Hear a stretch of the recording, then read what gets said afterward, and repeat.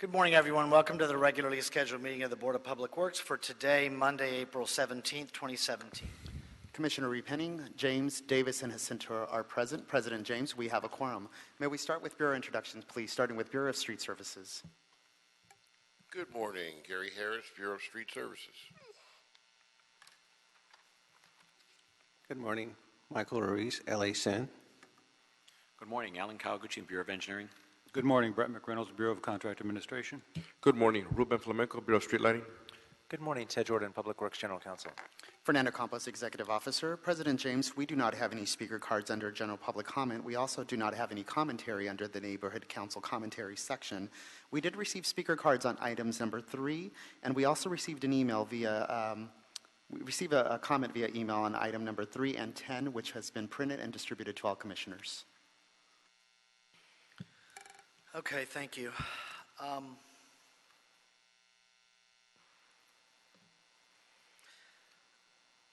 Let's go. We don't have any cards on general public comment? That is correct. No comment. Let's close general public comment. Any cards under neighborhood council category of commentary? None. We'll close neighborhood council category of commentary. Our first item of business, the approval of the meeting minutes from the meeting of Wednesday, March 29th, 2017. Is there a second to my motion to approve those meeting minutes? By Commissioner Repenning. Any objection? Without objection, we will approve those meeting minutes. Agenda item number 10, administrative item. The mayor authorized the Board of Public Works on behalf of the Bureau of Sanitation to execute the proposed memorandum of understanding with the Discovery Cube Los Angeles to develop, promote, and assist with sanitation educational events and programs for a term of 3 years at a cost ceiling not to exceed $3 million. This has already been heard by the Board of Public Works, gone through the council and mayor's office for circulation. It is coming back for signature. Is there a second to my motion that we adopt agenda item number 10? By Commissioner Repenning. Any objection?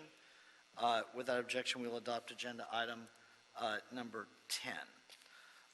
Agenda item number 9, Council District 4, recommending that the board concur with the action of Commissioner Davis approving the request of Thrifty Tree Service Incorporated for subcontractor substitution of Stay Green Incorporated with Thrifty Tree Service Incorporated's own forces for trimming trees near street lighting illumination in the parkways of Sankola Avenue from Moore Park Street to Riverside Drive and certain other streets.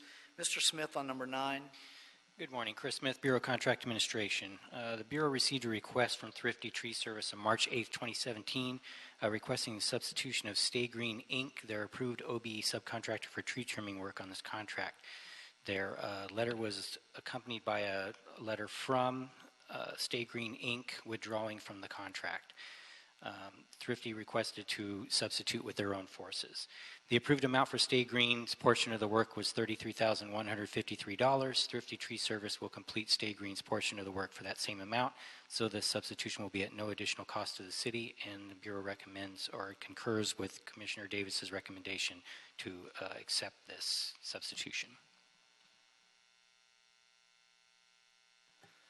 Thank you, Mr. Smith. Any questions on agenda item number 9?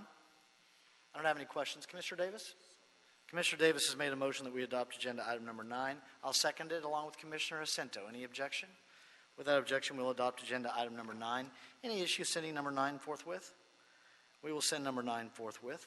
Agenda item number 8, Council District 2, recommending that the board concur with the action of Commissioner Davis approving the request of Thrifty Tree Service Incorporated for subcontractor substitution of Stay Green Incorporated with Thrifty Tree Service Incorporated's own forces for tree trimming for street lighting illumination in the parkways of Laurel Canyon Boulevard from Ventura Boulevard to Mulholland Drive and certain other streets. Mr. Smith on number 8. Once again, the Bureau received a request from Thrifty Tree Service on March 8, 2017, requesting to substitute Stay Green, Inc., their approved OBE subcontractor for tree trimming work with their own forces. Their request was accompanied by a letter from Stay Green withdrawing from that portion of the work. The approved amount for Stay Green on this contract was $28,372. Thrifty Tree Service will perform the work for that same amount, so there will be no additional cost to the city, and the Bureau concurs with Commissioner Davis's recommendation to approve this substitution. Any questions on agenda item number 8? Commissioner Davis has made a motion that we adopt agenda item number 8, seconded by Commissioner Jacinto. Any objection? Without objection, we will adopt agenda item number 8. Any issue sending it forthwith? We will send number 8 forthwith. Mr. Smith, you're here on agenda item number 4, Council Districts 1, 8, 9, and 14, Bureaus of Engineering, Contract Administration, Contract Acceptance, Secondary Sewer Renewal Program, 36th Place and Vermont Avenue, and Adams Boulevard and Hill Street, and Adams Boulevard and Compton Avenue. Mr. Smith on number 4. This contract was awarded on August 1st, 2014, and completed September 30th, 2015 by Facil Incorporated. The project consisted of the rehabilitation of about 4.5 miles of sewers via point repair and liner. The outreach requirements of the contract were satisfied, as were the PLA requirements of the contract. There are no disputed property or financial issues in this contract, and the Bureau recommends acceptance at this time. Any questions on agenda item number 4? No questions on agenda item number 4. Is there a motion on number 4 by Commissioner Jacinto? I'll second it. Any objection? Without objection, we will adopt agenda item number 4. Any issue sending it forthwith? We will send number 4 forthwith.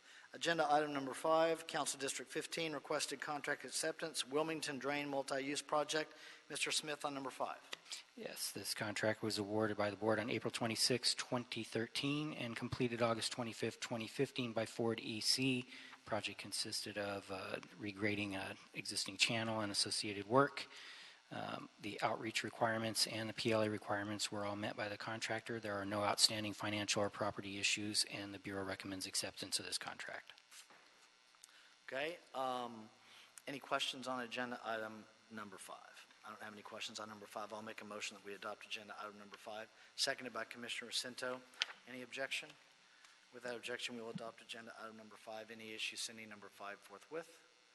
Thank you, sir. We will send number 5 forthwith. Ms. Mowry, are you here on agenda item, I believe it is number 7? Ms. Mowry? Okay. So, sir, you're here on number 7.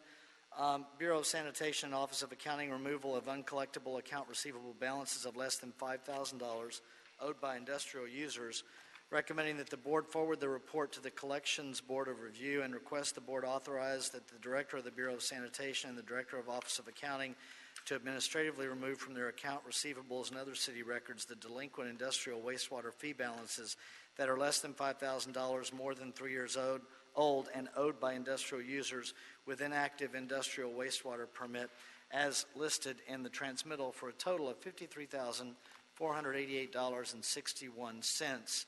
And Mr. Berberabi, you might mention... Sorry, Sam, I'm here. I'm replacing Sadi Berberabi today. Okay. There you are. I'm sorry. You might just summarize again for the record the efforts that occur through the collection process. Go ahead, sir. Good morning, Commissioner. Sam Amir, LA San, Industrial Waste Management Division. This is a routine report that has come before you before, several times. Essentially, the Bureau of Sanitation invoices more than 15,000 customers. We bill them for their services provided to them. More than 85% pay on time and complete, fully. About 10 to 15% become delinquent. The process allows us to send secondary and tertiary invoices and trying to collect. And if that doesn't work, then the LA City Admin Code allows us to write off those accounts that have been deemed uncollectible either by the virtue that statute of limitation has expired and or the permit is inactive in these cases, and also that we, or we cannot locate a debtor. The process includes sending these invoices to one of two collection agents on a contract with the Office of Finance. These are under $5,000 individually. If they're over $5,000, Office of Finance will directly try to collect. And again, the LA Admin Code actually requires us to administratively remove these debts from our records. And in this case, these 411 invoices that belong to multiple industries are deemed uncollectible. They have been, we've tried to collect them through the efforts of our collection agencies, and they come back after 9 months, and then the second collection agency comes in and they try to collect, and they will send us back what they cannot collect. After your approval, this report will be forwarded to the Board of Review, which is comprised of the City Controller, the Office of Finance itself, and also the Office of the Treasurer.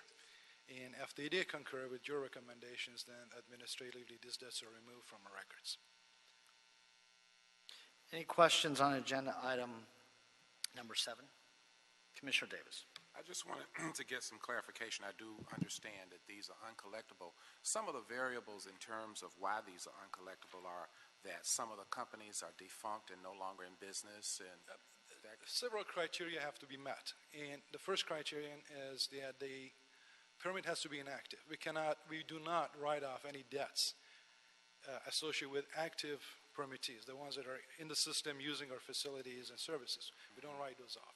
The permit is canceled or inactive.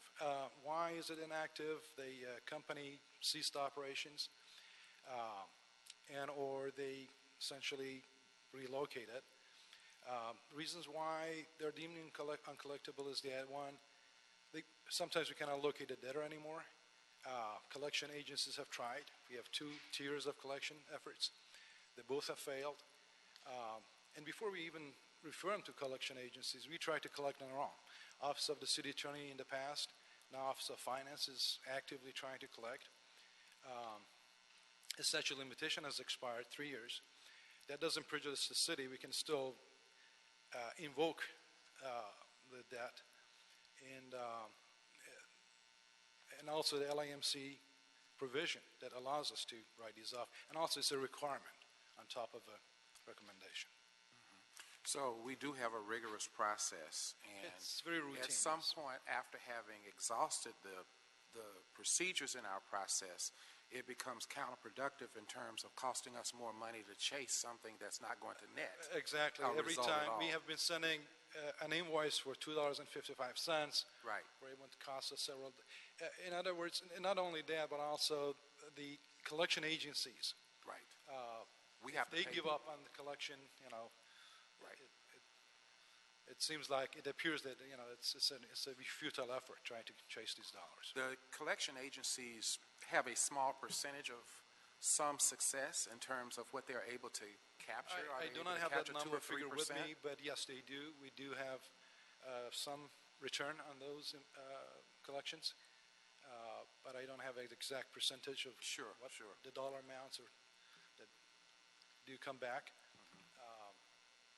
Again, Office of Finance would be better suited to answer that question, but as far as we understand, we have probably better than a 50% rate of collection Yeah, that answers my question. through the Thank you for collection the answers. agencies. Thank you. Thank you, Commissioner Davis. Anything further? Thank you, sir. Is there a motion on number 7? By Commissioner Davis, seconded by Commissioner Repenning. Any objection? Without objection, we'll adopt agenda item number 7. Any issues sending 7 forthwith? Thank you again, sir. We'll send 7 forthwith.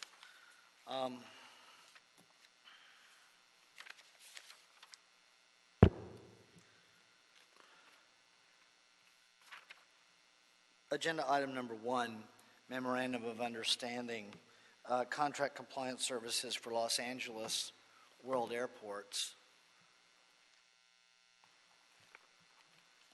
Recommending that the board approve the execution of the Memorandum of Understanding between the Los Angeles World Airports and the Bureau of Contract Administration. Go ahead, sir. Good morning. Compact Tang with Bureau of Contract Administration. I'm here to ask for the board's approval for renewing the Memorandum of Understanding with the Los Angeles World Airports. Since 2008, we have had an agreement with Airport to administer and enforce the city's social responsibility ordinances, such as living wage and equal benefits. For example, we often receive living wage complaints that employees work on that employees working on airport properties are not receiving the correct living wage requirements. We will investigate, calculate restitution, and require employers to provide back pay to the employees that are affected. We've had and continue to have a good working relationship with airport in these areas. The new MOU is for another 3 years period starting on July 1st of this year and ending June 30th, 2020. Airport will be reimbursing us for our services. The general fund will not be affected by this agreement. Thank you. Thank you, sir. Any questions on agenda item number 1 regarding the MOU with LAWA? We'll start with Commissioner Jacinto. Thank you, President James. I'd like to ask a question regarding the scope of the MOU. Is it LAWA as well as subcontractors that are working on airport grounds, sir? That's correct. If it's LAWA and if they have a contract with LAWA, the subcontractors as well. Yes, in the last period, have we had instances where there has been minimum wage violations? Yes, there has. Living wage violation. Minimum wage is separate. Correct. Do you present regularly at the Board of Public Works to give us updates regarding this? No, we don't. Would that be?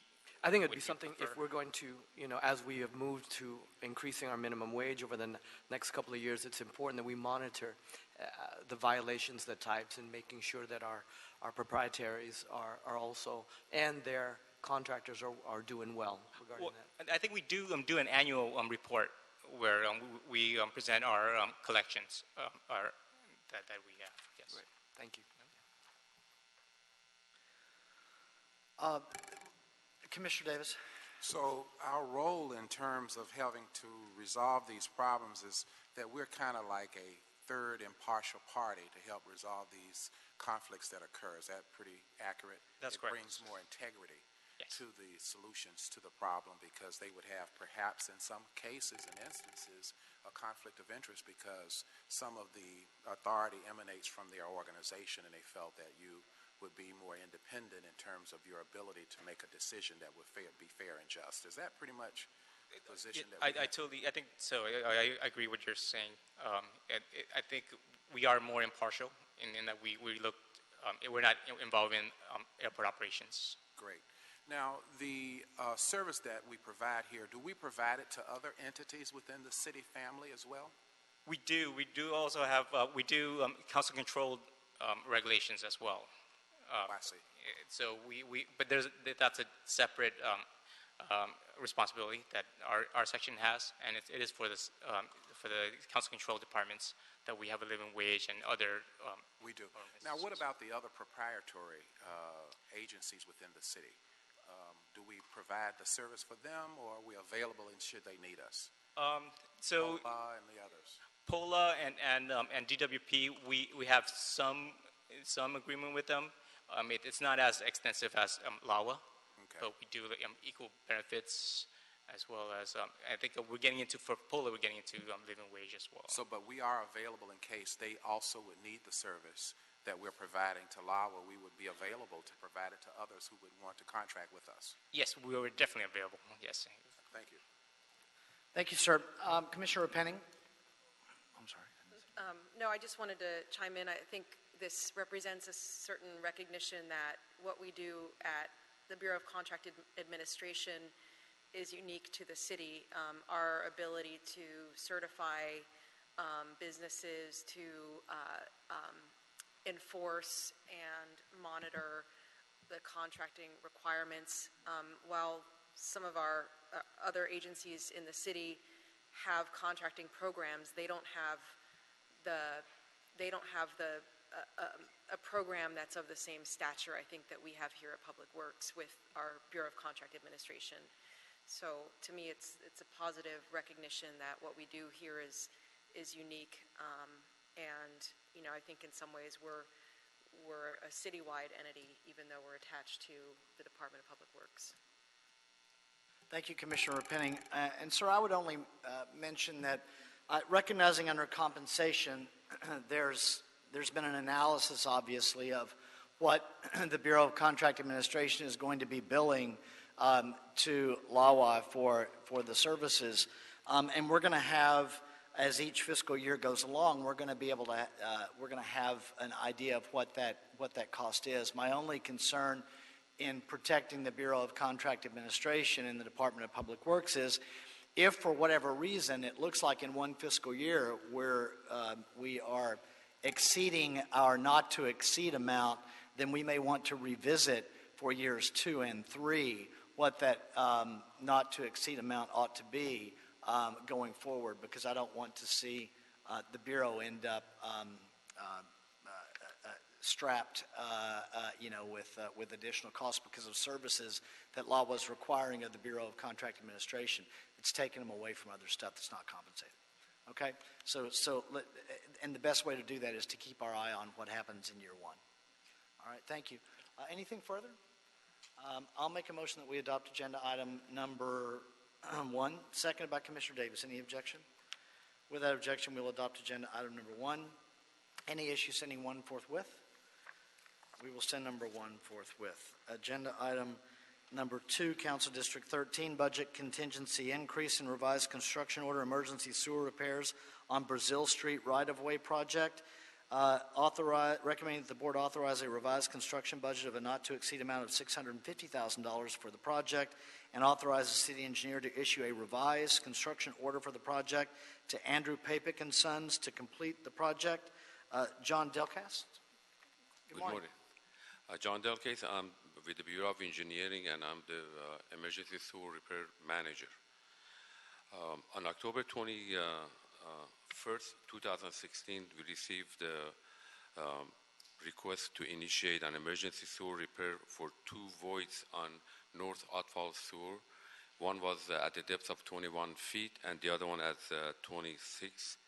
And we perform traffic control, shoring, setting up bypass excavation and survey location, and repair the pipe. And one of the voids was located in the middle of the street, and we were able to provide uninterrupted traffic throughout the whole construction. And in January 2017, there were a lot of, as you know, storm, and that caused additional collapse of the NOS, and that was located underneath a 15 feet high retaining wall.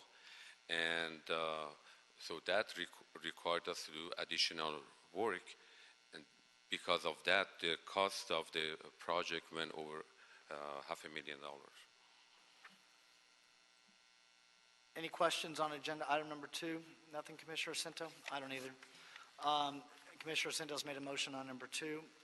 I'll second it along with Commissioner Davis. Any objection? Without objection, we will adopt agenda item number 2. Any issues sending 2 forthwith? Thank you. We'll send 2 forthwith. Thank you, sir. Requested contract award under agenda item number 6, Council Districts 1 and 14, Bureau of Contract Administration and Engineering, secondary sewer for difficult access reaches, Northeast Los Angeles, Eagle Rock, Boyle Heights, and Los Feliz.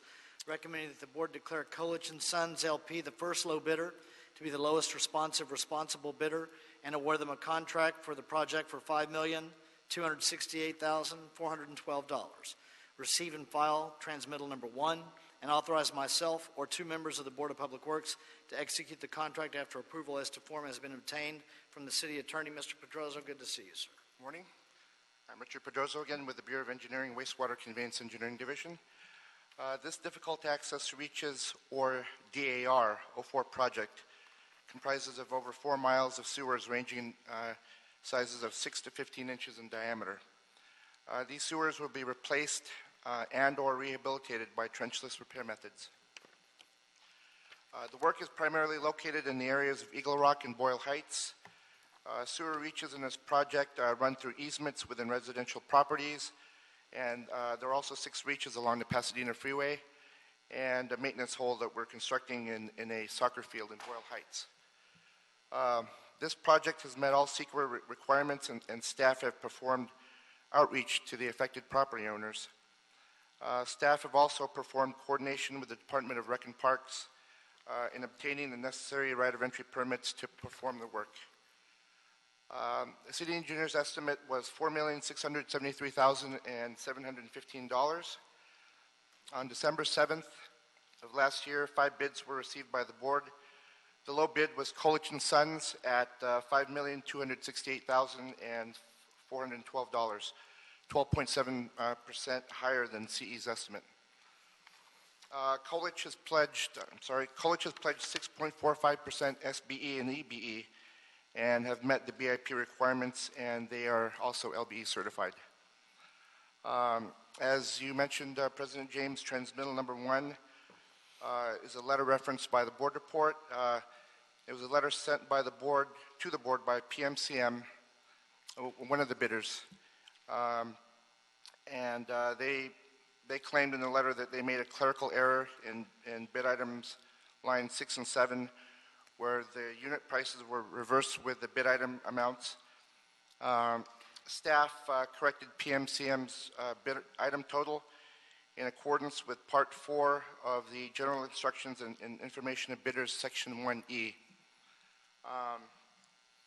Briefly, Section 1E states that in case of the discrepancy between the unit price and the item total for the bid item, the unit price shall prevail. This made PMCM's bid move from second to fourth low bid. Had they not made the error, they would have been the second low bidder, which would not have affected the outcome of Colich being the low bidder. So with the above, staff recommends that the board award this contract to Colich & Sons LP. And that was the only, there was no other protest other than the notification of the bid calculation, which you can tell when you look at the summary of bids anytime we see these. That's correct. More common than you would think that we see them, but we do. And then same with the fifth low bidder. They didn't, no communication from the fifth low bidder? We did not receive any. Okay. Mr. Jordan, anything from you? Well, in other situations when the board has determined that the error in connection with the unit price versus the extended price, when the error was of such a nature that it was clear what the bidder intended, we've actually not applied that rule where the unit price prevails. Those have been in very specific situations when it was clear in those specific cases that you should not apply that rule and then make the correction that was done here. I don't know enough about the details here, but this very well could have been a situation where we would make that same determination. That's obvious what the bidder intended, and we would not make that correction. However, it would not have changed the final outcome. The one firm started out as number 2. The low bidder was itself a local business, so it would have been the low bidder regardless of the correction here.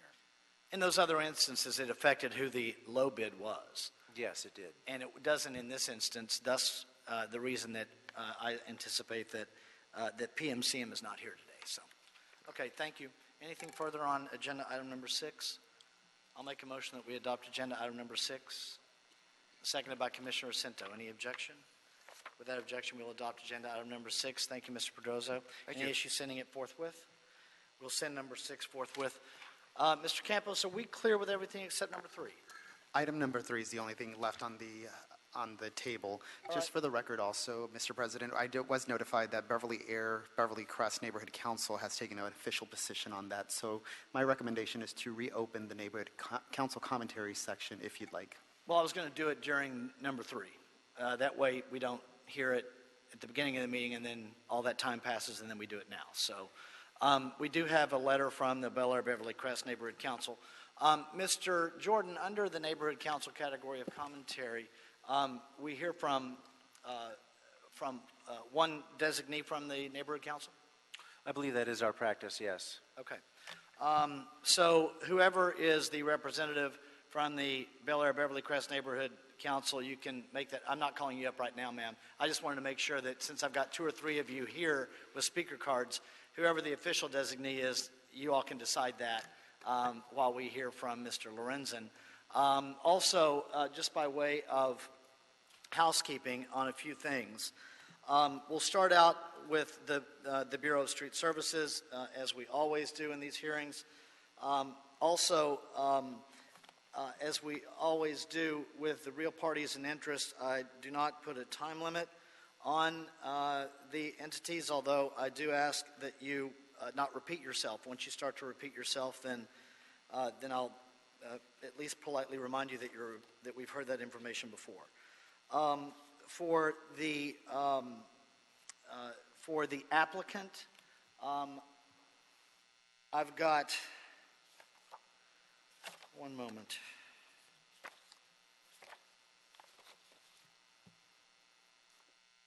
Mr. Resnick and Mr. Brower,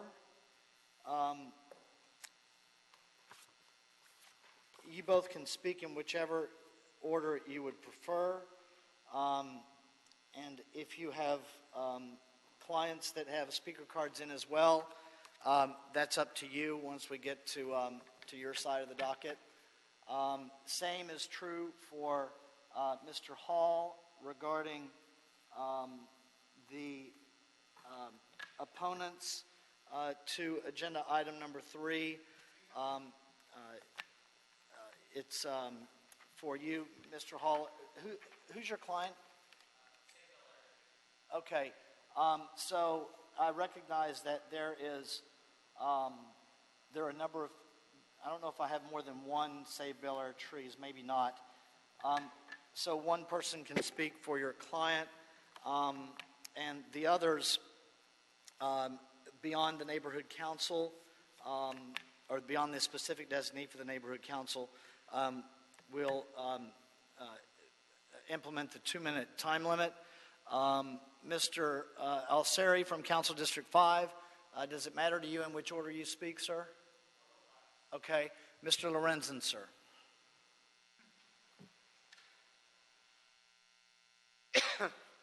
Good morning, President James, Commissioners, Bureau Executives, Mr. Jordan, and Mr. Campos. Ron Lorenzen, Bureau of Street Services, here to address an item that has been at the Bureau of Street Services for some time. The original application for this project was received in October of 2014 by the Bureau. The application stated that the developer and owner at the property located at 11007 Bellagio Place was preparing to renovate and expand an existing home on an approximately 2+ acre lot in the Bel Air area, as has been indicated. The existing home is just under 6,000 square feet, and they're planning on expanding that home an additional 3,000 plus square feet to end up with a home that's going to be over 8,000 square feet. This property is a varying topography, as is most of the area where this home will be built, if those of you are familiar with Bel Air. When the Bureau received the application contained several things. The application, as required, contained a protected tree report.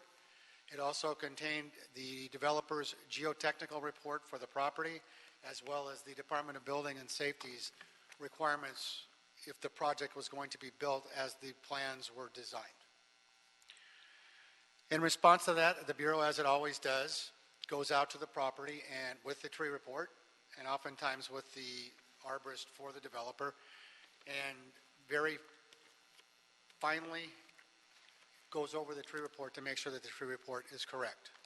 After doing so, it was determined from the tree report and by our investigation that on this property were there were 68 protected trees and 55 non-protected trees. We are not here to address any of the non-protected trees. That's just extra info to let you know what this 2-acre property site looks like. It's well treed. For 2 acres, I would say that it's probably about average for most of the properties up in that area. The protected trees measured 4 to 34 inches in diameter and 12 to 45 feet in height. It included Southern California black walnuts and coast live oaks, and I will give the exact trees that are going to be required per the existing application as we now have it to be removed. Those trees ranged in many, many different conditions, from failed, actually, there are several dead trees on the property, to excellent health. Most of the protected trees are in fair to excellent health. All of the trees, those to be required to be removed, and those trees that will remain. The main part of the tree removals, as the Bureau reviewed the application per the requirements from the geotechnical report and the Department of Building and Safety requirements to build this property. The bulk of the removals were due to the slope remediation requirements as we were informed from the Department of Building and Safety. The remediation, approximately 16 of the coast live oaks measuring 4 to 30 inches in diameter by 15 to 30 feet in height, almost all as a group in good condition, and 8 black walnuts measuring 10 to 23 inches in diameter, and that's cumulative, by the way. Some of these are multi-trunk, by 15 to 20 feet in height. And typical of black walnuts, at the end of a drought, some of those trees are not in the greatest health, but we agree with the report that they're in fair to good health. Although there are 3 completely dead black walnuts on this site, which are part of the permit, which we don't normally do. So I just want to make that a point that 8 of the 10 black walnuts, 3 of those trees are actually are not alive. They're in dead condition.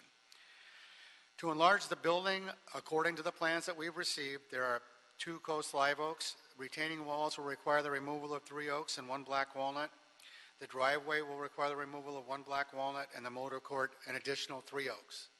And I think this has also been pointed out in some of the letters we've received from some of the other parties involved in this case.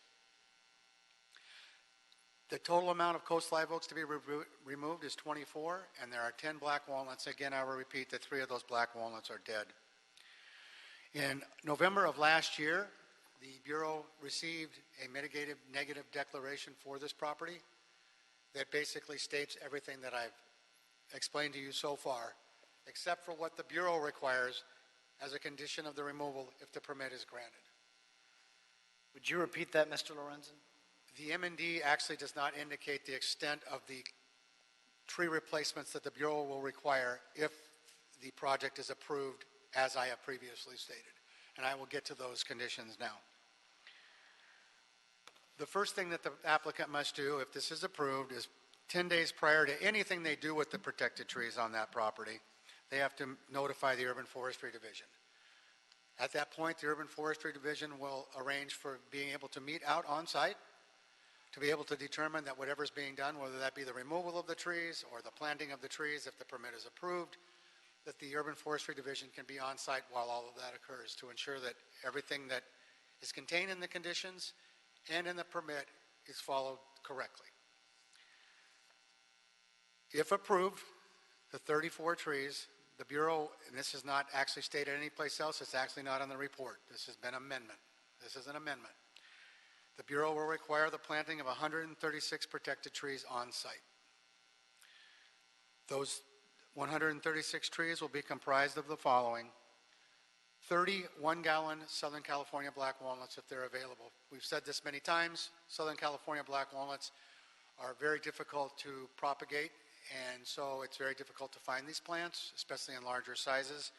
But we are actually going to ask for some other black walnuts in larger sizes, contingent upon the ability to acquire those trees if the permit's granted.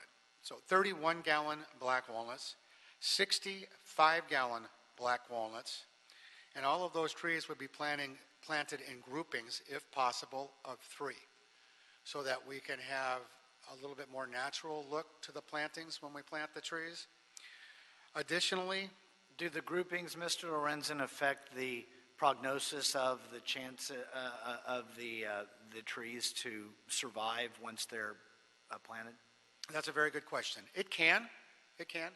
It depends on how the trees are planted and whether the care program for the trees is maintained. Again, whenever you plant new trees, typically from nursery stock, I mean, that's where most tree plantings are retained. And while I say that, in the protected tree ordinance, it does say that trees planted as part of nursery for retail sale or part of a tree planting program are exempt from the protected tree ordinance. This board, for as long as this has been a code, the original code back in 1980 and the amended code in 2006, has not opined, it is our policy that any trees planted as a replacement for natural protected trees that are removed become protected. And I just want to put that on the record too.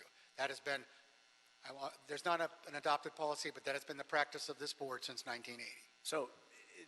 So once you're replacing a protected tree, that tree it steps into the shoes of its predecessor. That is correct. All right. Even though it may have been grown in a nursery for retail sale, because that's where we obtain these trees. Got it. An additional 40 24-inch box size Coast Live oaks, 4 36-inch box Coast Live oaks, and 2 72-inch box Coast Live oaks. And if my math is right, that comes up to 136 trees. Can you repeat that, My please, Ron? Can you repeat the Surely can. the numbers?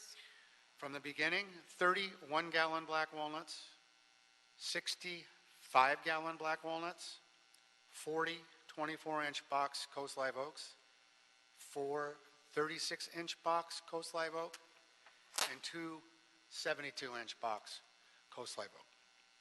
Can I just ask, why is this different than what we have in the report? Because on review of this project, and actually in response to some of the things that have occurred, we reevaluated the tree replacement from the M&D and determined that it would be better to plant these trees as I just described. Okay, thank you. Additionally, the 40 24-inch box, the 4 36, and the 2 72-inch box trees, we're going to request that their landscape plan be revised and show to the greatest extent possible those trees being planted up close to the motor court, if it's approved, the additional lawn areas, and the house, as opposed to in the parts of this property that are remaining in their natural state. So that more of these trees will be planted up where the plans as shown right now don't show a lot of protected trees in the landscape plan.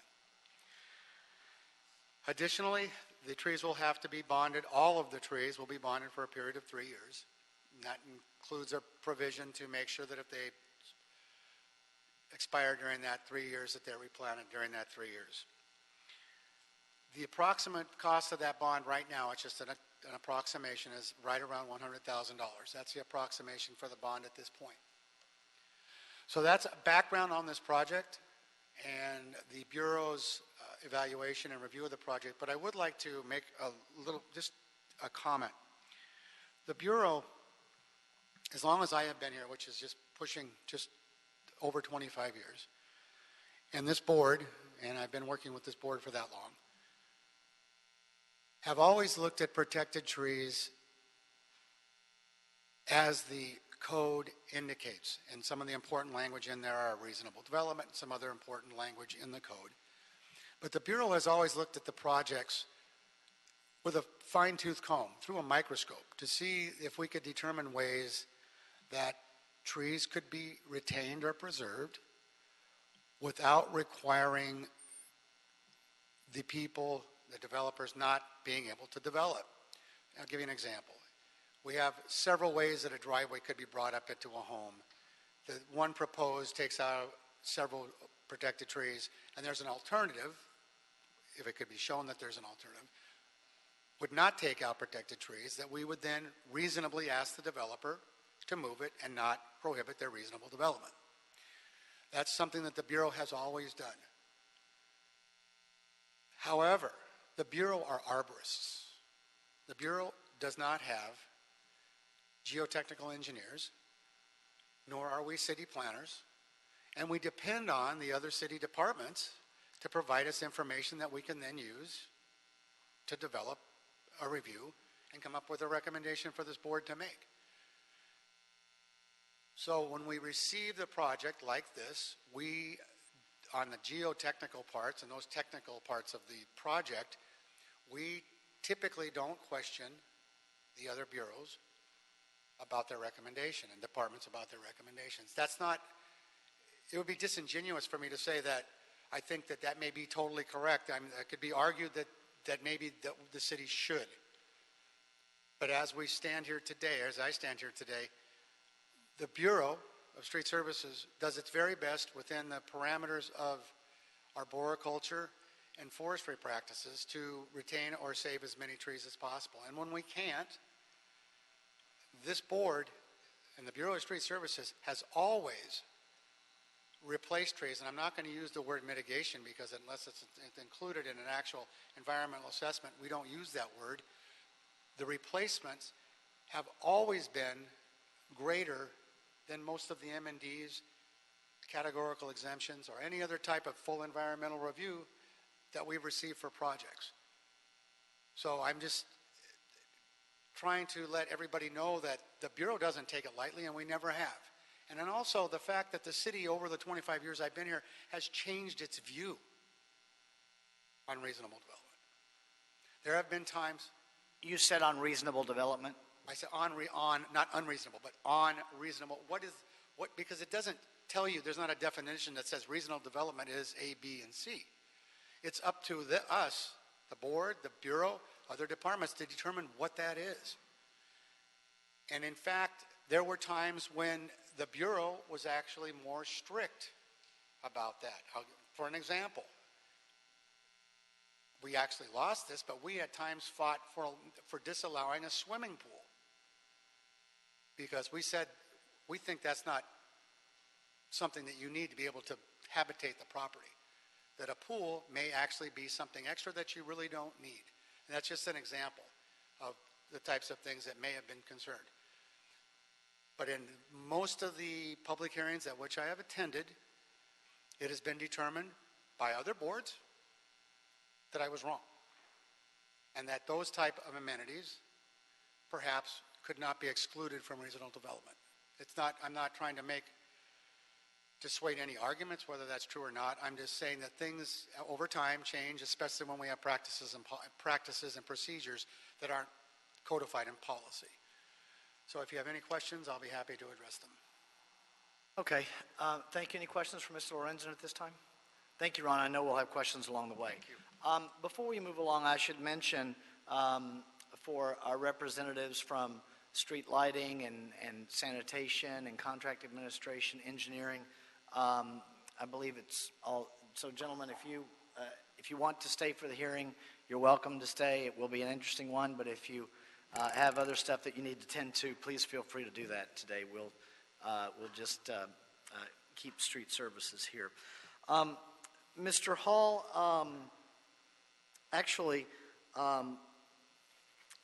let me start with, we have a request from Marion Dodge. Ms. Dodge, you have a meeting with the council office, so not necessarily this council office, but with a council office. I'm sorry? Oh, okay. Well, if she comes back, we'll hear her when she returns. Whoever the representative would like to be from the Bel Air Beverly Crest Neighborhood Council, we will hear from you now.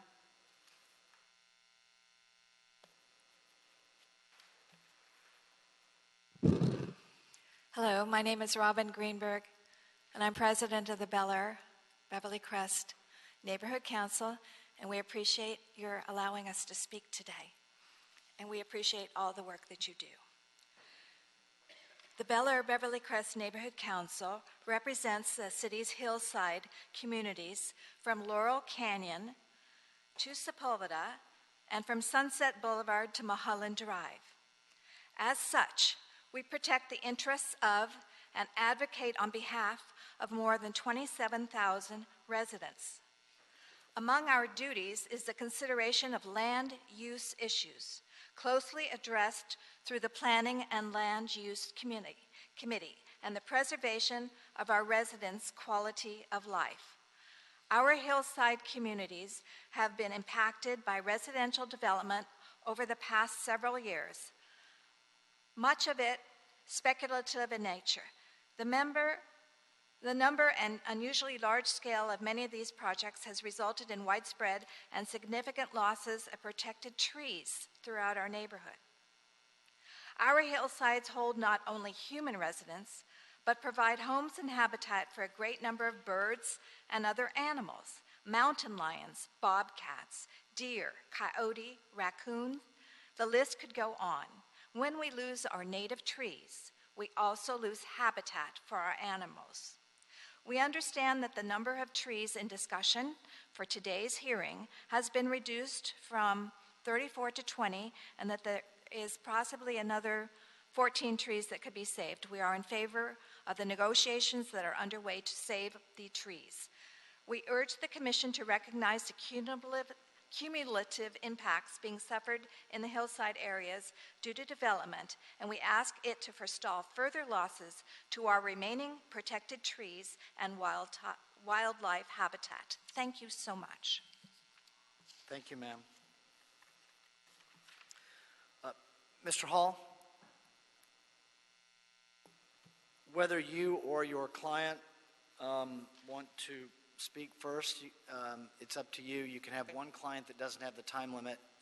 Everyone else has the 2-minute time limit. And how much time do I have? Well, as much time as you need, but I promise I will Mr. be judicious. Mr. Resnick and Mr. Brower will have the same admonition that we typically give everybody. But I'll step in if I feel like we've heard it before. Understood. Go ahead. My name is Jamie Hall. I'm with Channel Law Group. I represent Save Bel Air Trees. I first want to start off by noting that changes to the project to date have eliminated the removal of 14 protected trees. And what that means is it demonstrates that the process for critical review of tree removal permits by city staff is fatally flawed. Since the last scheduled public hearing for this project, which was continued, my client and the applicant have determined that a total of 14 protected trees could be saved. In other words, in just a few weeks of careful review of the plans and by asking critical questions, the developer has reduced the total number of trees from 34 to 20. Several of these trees were saved from destruction by seeking only the most minor of modifications to the proposed grading. Many others were saved by replacing a proposed retaining wall and the proposed grading that go along with it, with an approximate 10 piles that are going to be drilled 40 feet deep in the hillside. That's an alternative slope stabilization method that would increase the safety standard of the slope adjacent to Bellagio Road from 1.35 to 1.5, the exact same thing that those retaining walls would do. This option was determined to be feasible after only 1 hour-long meeting with the grading department last Friday. These facts demonstrate a major flaw in the way the city staff is reviewing tree removal permits. Staff is not asking the right questions of developers or undertaking any critical analysis of projects to determine if the proposed work is truly necessary or whether or not changes to the project can be made that meet both the developer's goals and the city's desire to save protected trees from destruction. That being said, and as I'm going to explain, even more changes to the project can be made to save an additional 14 trees, reducing the total number of protected trees removed to just 6, an 82% reduction. And I understand Urban Forestry's statement that they're not planners, that they don't second guess other departments, but that's what the law requires. That's what the California Environmental Quality Act requires, is alternative analysis. So I'll first want to start off by going back to the protected tree ordinance. The Board of Public Works must make certain findings for a tree removal permit.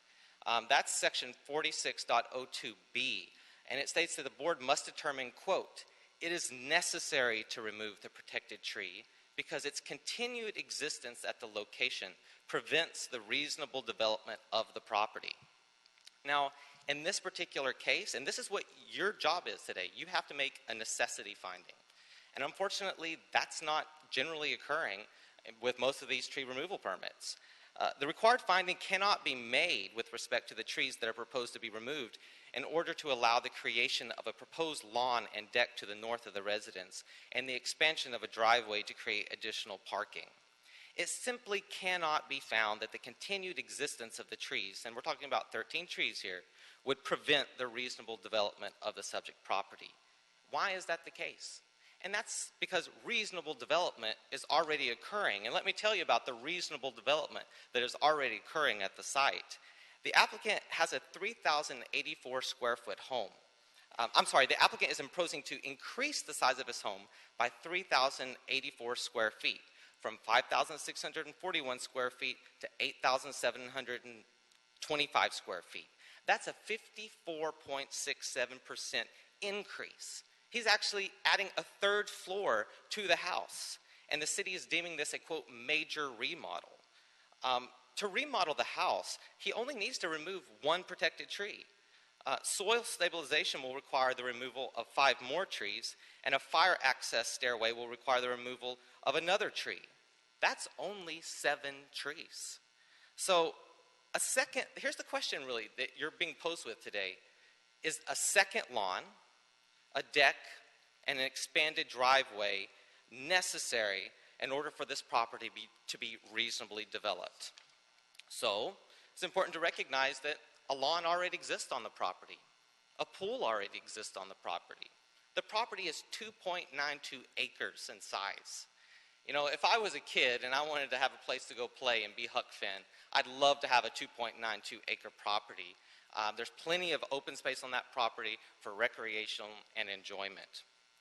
Now, the developer seeks permits to remove 10 protected trees to build 2 retaining walls currently, and that's for the lawn and the deck. And again, a lawn already exists on the property. But we don't have any evidence that that retaining wall is even going to be required anymore because of the alternative slope stabilization method that, again, we were able to determine could occur after a 1-hour meeting with the grading department. And second, lawns in Los Angeles cause so much environmental damage and waste, so much water, that the Department of Water and Power actually, as until recently, offered a rebate to customers who remove lawns and put in drought-tolerant landscaping. So that should really bear on your necessity determination as well.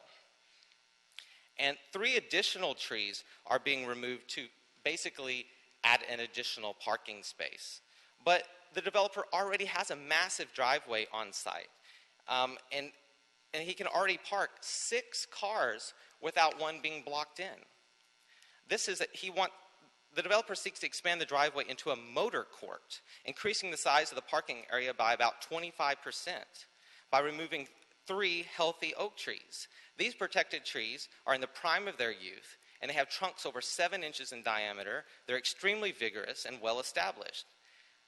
They could each grow for 100 years on that hillside if the developer thought that they were worth more than an extra square foot of pavement and the license to call it a motor court. Their, quote, continued existence does not prevent the reasonable development of the property. The other things so that's one of the issues here is a second lawn, a deck, and an expansion of a motor court reasonable development under these particular circumstances, and I would submit it is not. And the other issue, though, is the mitigation measures.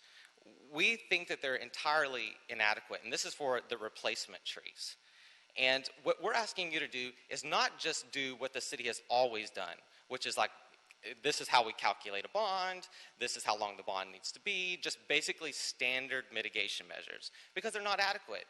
And you are empowered under CEQA to adopt mitigation measures that are adequate, notwithstanding the fact that the city's practices and procedures may be something different. We believe that semi-annual inspections should be required for 30 years, and that the required bond should be the cost of the city planning department, the city planting replacement trees on site and monitoring the trees semi-annually for 30 years. A $100,000 bond is just not high enough. Currently, too many developers treat the bond required by urban forestry as just a cost of doing business, instead of a guarantee that they will complete their obligations. In fact, it is the case that many, I don't know about many, but developers have just abandoned their bond and just considered it a cost of doing business. This actually is occurring. So the bond needs to be sufficiently high enough to incentivize developers to actually keep those trees alive, because otherwise that's not mitigation at all. It's just paying for doing something. The other thing is that the developer should be required to replant trees that do not survive. Even with a bond that includes a penalty, developers may choose to remove or neglect the trees. The city may not be able or think it wise to enter into a hostile developer's property and replant the dead trees. So we're submitting that for the first 5 years after the permit is issued, developers should be required to replant the trees that have not survived after each semi-annual inspection. We also think a conservation easement should be required, and I'll wrap it up quickly. A conservation easement should be required because the problem here is that the developer could just transfer this to an LLC, or they could deed it over to somebody else, and all of a sudden all of these protections that the city has worked for, that the community has worked for, they evaporate. So we're suggesting that a conservation easement should be in place, and it should be given to the Santa Monica Mountains Conservancy, which is our local public agency that is committed to ensuring that the Santa Monica Mountains are preserved. The other thing, and these are just procedural issues, and you should take really careful note of, one is that the recirculation of the MND is required under these instances.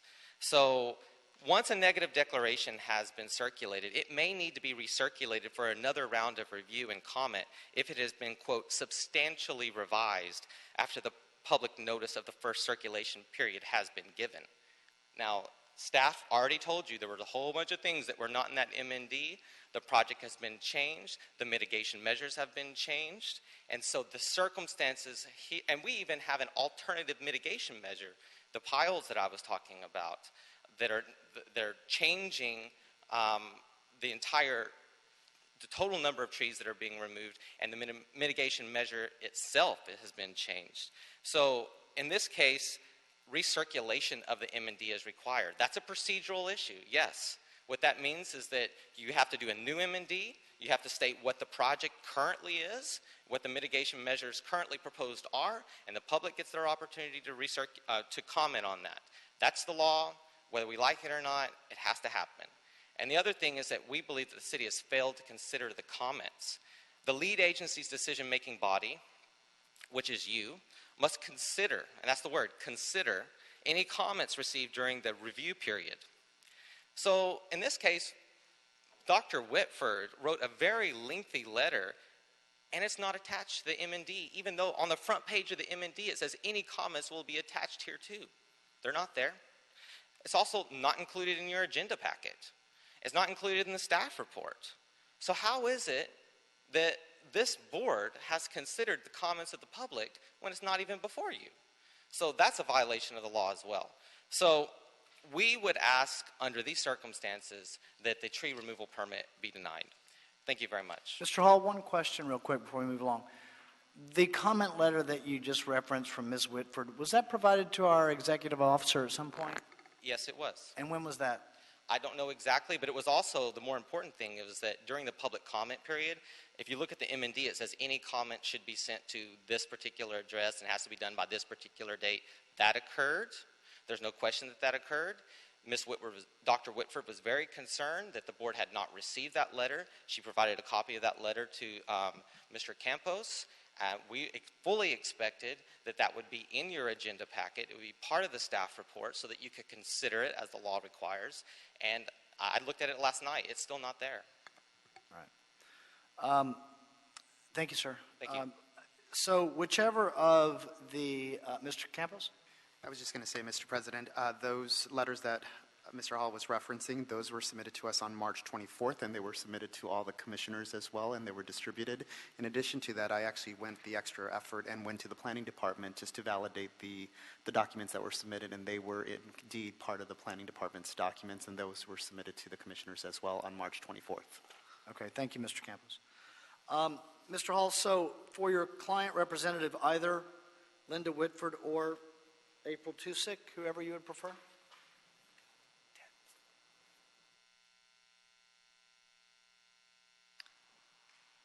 Good morning, honorable commissioners. My name is Linda Whitford, and I live in Bel Air. Firstly, I'd like to say how disappointed I am that negotiations with the applicant reached an impasse on Saturday evening. I greatly respect and like all the professionals involved on the applicant's side and feel we had brainstormed some very smart solutions to save many of the protected trees.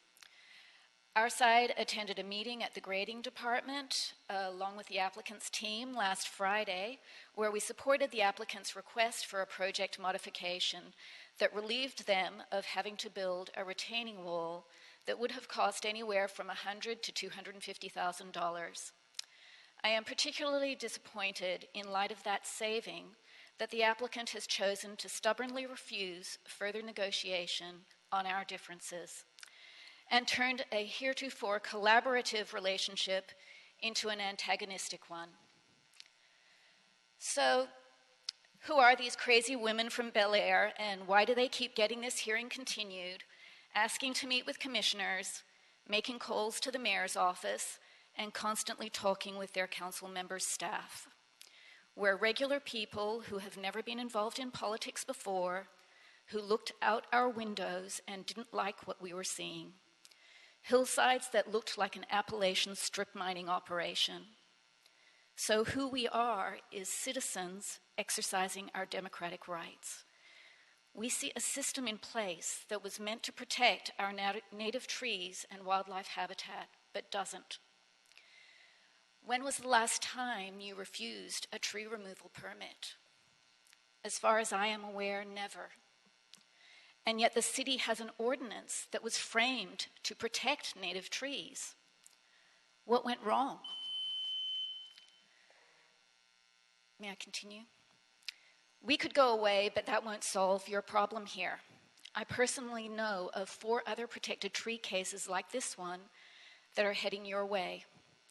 One way or another, the city and this board are going to have to change their practices in regard to protected trees. The great French novelist and poet Victor Hugo wrote in The History of a Crime, his account of the coup d'etat that brought Napoleon III to power. One can resist the invasion of armies, but one cannot resist the invasion of ideas. All over this city, there are people who are having the same idea. The city is not protecting these trees, and we've had enough. We are just the first in a stream of cases you can expect to see on protected trees. Thank you for your time. Thank you, ma'am. Next, we have April Taussig. You have a card in?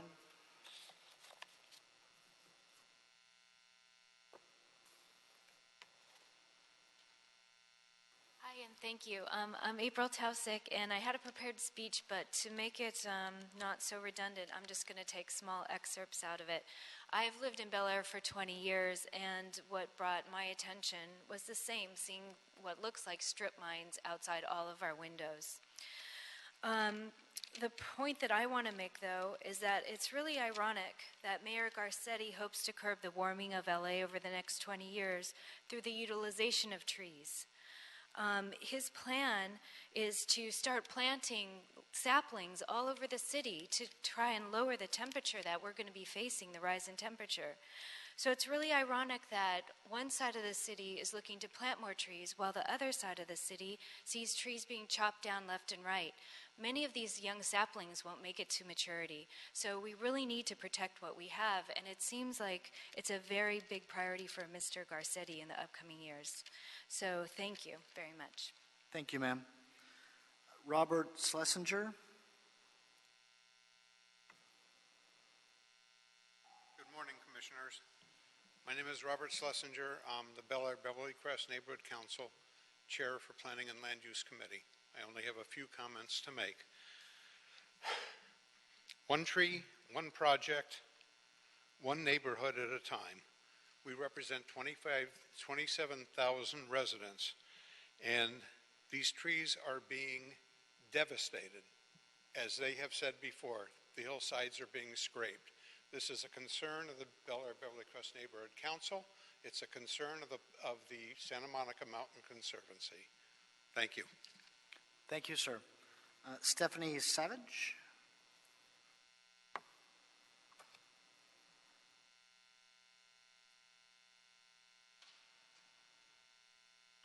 Hi. Hi. I'm with the Bel Air Beverly Crest Neighborhood Council Planning and Land Use. We are opposed to the removal of 31 live protected trees. We are concerned with the cumulative impacts, mainly relating to loss of habitat and stabilization of hillside. We urge the commissioners to consider the removal of 6 trees versus 31, since that would reduce it by 82% of the trees could be saved with the elimination of the amenities that are required by the applicant. That are not required by code. Desires for additional decks, flattened side yards, and parking that will exceed what code requires. The owner has purchased a heavily wooded hillside site and desires to significantly increase the size of the house, and there are inherent challenges with a site such as this. The MND needs to seriously mitigate impacts of and scrutinize the project plans to lessen those impacts. When the number of trees have been determined by this hearing, then you should also require an accurate landscape plan with dedicated irrigation showing the ratios of the trees removed based on what's being replaced. I would highly recommend the sizes of the trees to be in the neighborhood of 36-inch box for the oaks and up, because I found through personal experience, if you plant a tree like that and have dedicated irrigation to it, they grow like 3 times their height in about 7 years. And if you replace them with multis versus standards, then you reestablish that habitat quicker because there's more branching by the nature of multis. And also too, with 24-inch box, your diameter on the tree is like this, 36 much larger. So it happens much faster. Thank you, ma'am. Thanks. Lynette Camp?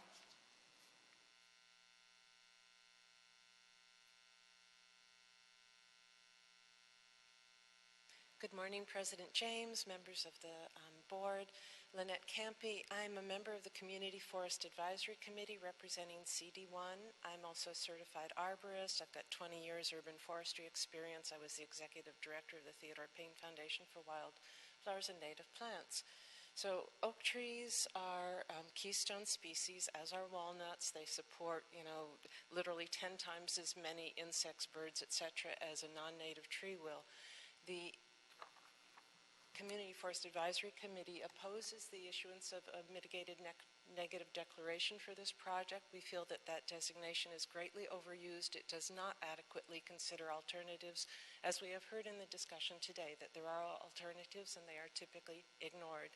A simple planting of 4 to 1 trees, many times they're off-site, has virtually no benefit in terms of restoring habitat. An oak tree within a woodland is quite a different thing from a non-native street tree planted somewhere.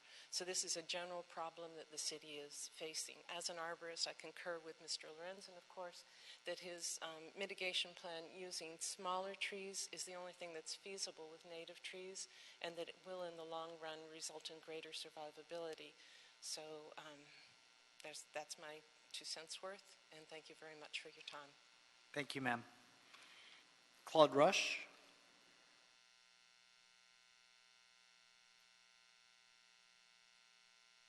Hi. Hi. I've lived in Bel Air for 35 years, and the last 10 years I've been watching the neighborhood being raped by the developers, the greedy developers, because some of them are respectful and they do whatever is necessary to avoid destroying the hills. Some of them destroy the hills, cut them in half to get a postage stamp lot, turn it into a bigger lot so they can build a bigger house. But anyway, that's everything about the trees has been said. What I would like to stress is that you guys should come and take a look at what's happening, because seeing it on a piece of paper is totally different. If you really, it's like being a general and watching the war on the map here instead of going to the battlefield. You have to come and take a look. Whoever it is who comes and takes a look has to do that. I'll be happy to give you a tour. Maureen Levinson will be happy to give you a tour. It's worth it, because numbers, 37 numbers, 30 trees, whatever, doesn't mean much on paper. But when you see it, it's completely different. It's sad. Thank you, ma'am. Maureen Levinson?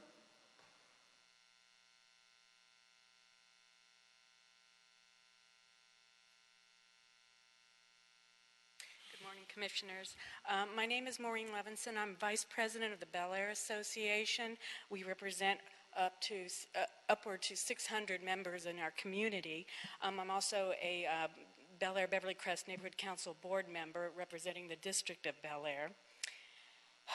In 2015, the European Union Parliament's Environmental Committee came to the conclusion that there is a full-blown biodiversity crisis and passed a resolution regarding the importance of protecting Europe's natural resources, both fauna and flora.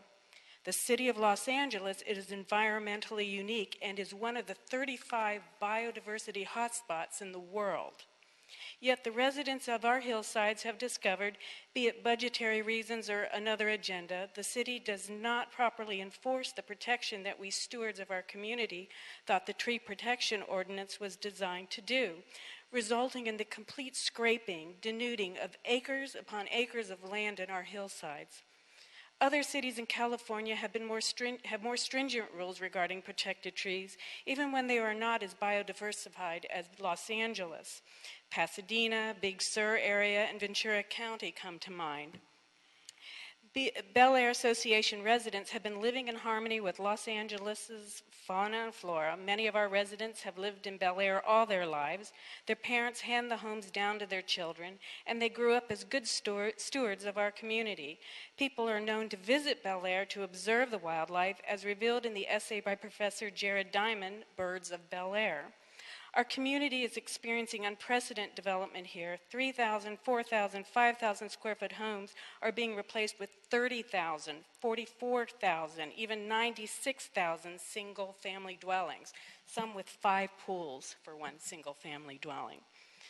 In order to do this, the developers must prepare a platform to build these structures, and their system is as follows: removing all trees and vegetation, obtaining variances for overheight, multiple walls. At the end, let me just say, I'd like to thank Dr. Linda Whitford and April Tozick for their commitment to our community and to try to maintain the uniqueness and character of our neighborhood. Thank you. Thank you, ma'am. Did Ms. Dodge come back? Ms. Dodge? Okay. Mr. Resnick and Mr. Brower, whichever order you would prefer. And I know that you have Penny Flynn with you, and then we have another card, Thomas Schneider. So,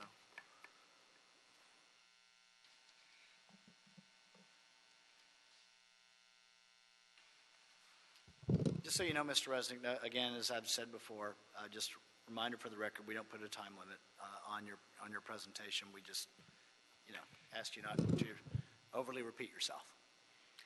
Much appreciated. Go ahead. Good morning, members of the board. My name is Benjamin Resnick. I'm a partner at Jeffer, Mangels, Butler, and Mitchell. We were just recently brought onto this case a few weeks ago. I'm here with Neil Brower, who's a land use lawyer in my department. We were just brought on recently because of the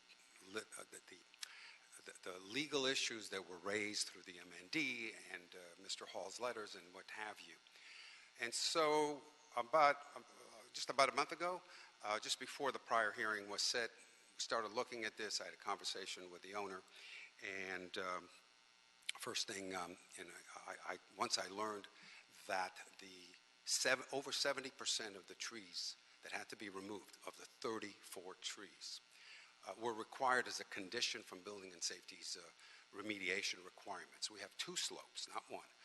One on Bellagio Road, highly traveled, one on Bellagio Place, much, much less traveled. That's a dead end. But we have 2 slopes, if you imagine, that needed remediation and protection from potential slides and what have you. The remediation required the removal of a lot of trees, taking out all the soil, recompacting it, rebuilding it including with certain retaining walls. That was the project. That was the application that came before you in the past for the tree removal.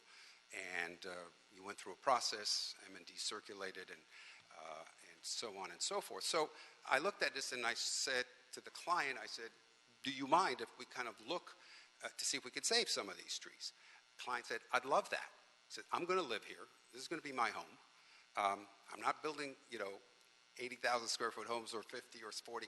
We're taking what is for the hillsides a modest home, and I'm adding a modest amount. In fact, substantially less than what the code allows. The code would allow a 20,000 square foot home here based on the site size and what have you.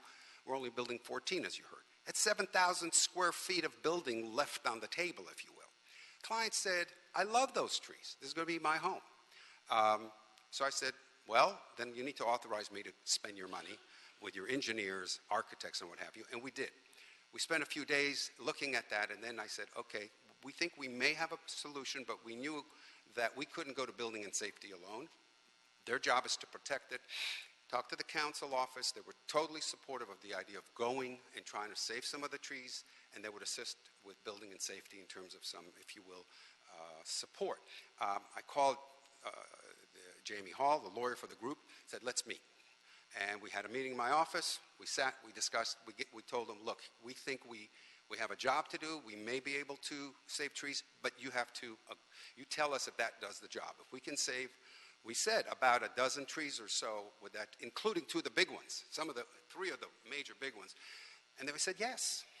So we spent a week. It wasn't the 1 hour at building and safety that reduced the trees that Jamie Hall referred to. Our client spent tens of thousands of dollars with his geotech engineer, the architect. We had the arborist look at it. We spent a week reworking the conditions of the soil of a plan, if you will, that we could take to building and safety in good faith and say, there won't be a danger. We don't need to take out the whole two slopes. Here's an alternative. That's the 1 hour meeting Mr. Hall is referring to. That meeting occurred last Friday, and building and safety, because our engineers came back and said, we'll sign for this. Yeah, we can actually reach a stability factor you'll be satisfied with. Agreed. Building and safety then said, okay. That was Friday. That evening, I'm in Philadelphia now, visiting my 3-month-old grandchild. I get this email, and it's got a settlement agreement from Mr. Hall on behalf of his clients. And I start reading it, and I look at it, and it has the following, and I'm going, wait a minute, where would we get to this? What the agreement included is the right for Dr. Whitford to enter upon my client's property anytime she chooses with an arborist. She has the right to take action if in 14 days my client doesn't, if she feels any of the trees are not being properly managed, maintained, or kept. And my client has to pay not only for the fees and costs of that, but 200% of that is what the draft said. We got to almost like we're penalized. She has a right to sue my client and seek attorney's fees to enforce an injunction on him if the trees aren't being maintained as she sees they should be. And then it said that these same rights will go to the Bel Air Association. So now I've got an agreement that says the entire community in Bel Air is going to be given rights nobody has to come onto my client's property, to sue him, seek damages or fees, and that wasn't the end. It kept going. So this agreement says they want a conservation easement to the Santa Monica Mountains Conservancy. I'm saying, well, where did this come from? Why are we giving away property? Why do we have to start giving away property? Today I heard the reason from Mr. Hall, as he explained to you, his rationale, if you recall, was, well, the client can get away from all of these conditions and requirements and get out of them by transferring the property to some limited liability company. Well, that's nonsense, because land use rules, permits run with the land, not with the applicant. So whoever might be a new owner, whatever conditions are on the tree removal permit, on the building permits, on the grading permits, run with the land, not with the person. So I said, wow, they want our property too. Then they put in a provision that said, as far as new landscaping, anything we put in has to be drought tolerant only. So now I'm not saying that's a bad idea, I'm just saying they're telling my client what he can and can't do in the future. And then to boot, they wanted up to $40,000 that we pay for Ms. Whitford's consultants and Mr. Hall's time. I saw that and I said, I don't know where this is coming from, but my client said no. And we sent back a respectful response saying, you got the benefit of the bargain you wanted, which is saving almost half the trees up front. We're giving that to you, we're agreeing. We don't agree to any of this other stuff, because you're not the super agency above and beyond Board of Public Works, Building and Safety, and Grading Division to monitor and privately police our client for the rest of his life and for the rest of the life of this project and these trees. At the end of the day, this was a negotiation about saving protected trees that could be saved, including the big ones, which we accomplished. Now, we're accomplishing this voluntarily. No one forced this on us. Council office asked if we would go into it, and we did. So when you look at where we were just the other day. That's where so-called negotiations broke down. And I'd never take things personally. I've been doing this 40 years. I'd never survive if I took everything personally. But it is an affront. It's an affront for someone to stand up here today and say that it's my client, my side, that was, what was the word she used? Antagonistic. That we stopped the negotiations. That we breached this, that we decided to go, if you will, into becoming antagonistic. So the reality is that what was being forced on our client was totally unacceptable. The number of trees, protected trees, that we're willing today to have you, for which we ask you to issue a permit, is substantially reduced on a volunteer basis.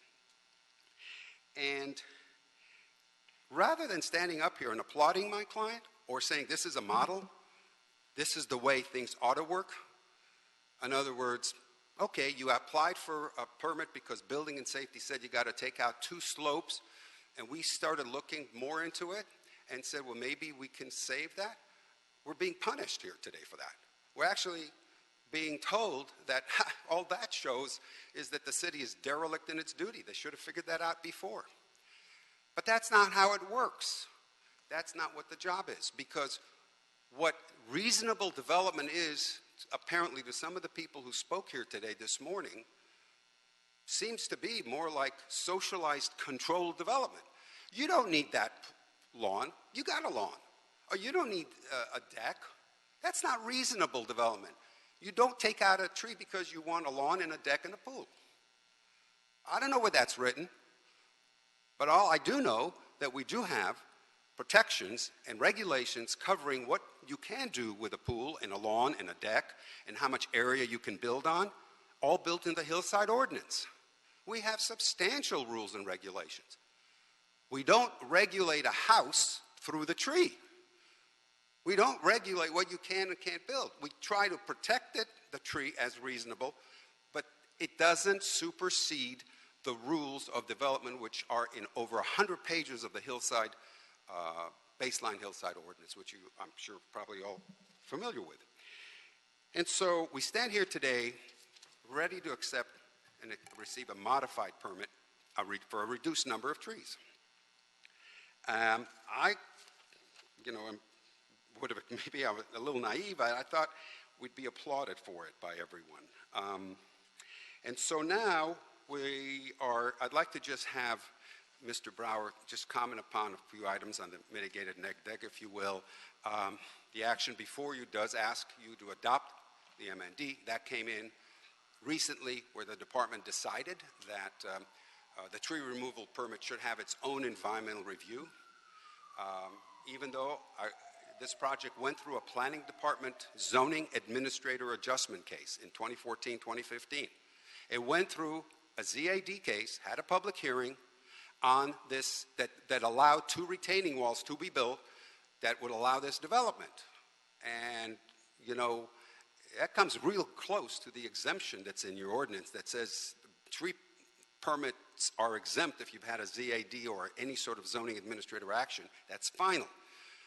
I'm not pushing that here and now because I think that ZAD may not have discussed trees or tree removals, but the fact is that this project has had some review by planning and the public.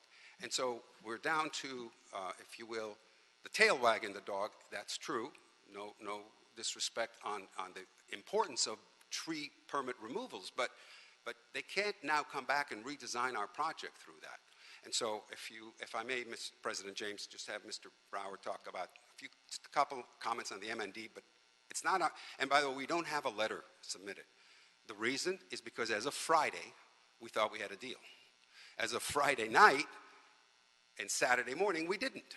So we didn't have time to submit a letter to you, and so hopefully you'll accept what we say verbally today. Neil? Thank you, sir. Mr. Brower. Good morning, Neil Brower, Jeffrey Mangels, Butler, and Mitchell, representing the applicant, Todd Feldman. Wanted to address just a couple of quick issues regarding the MND on process and content.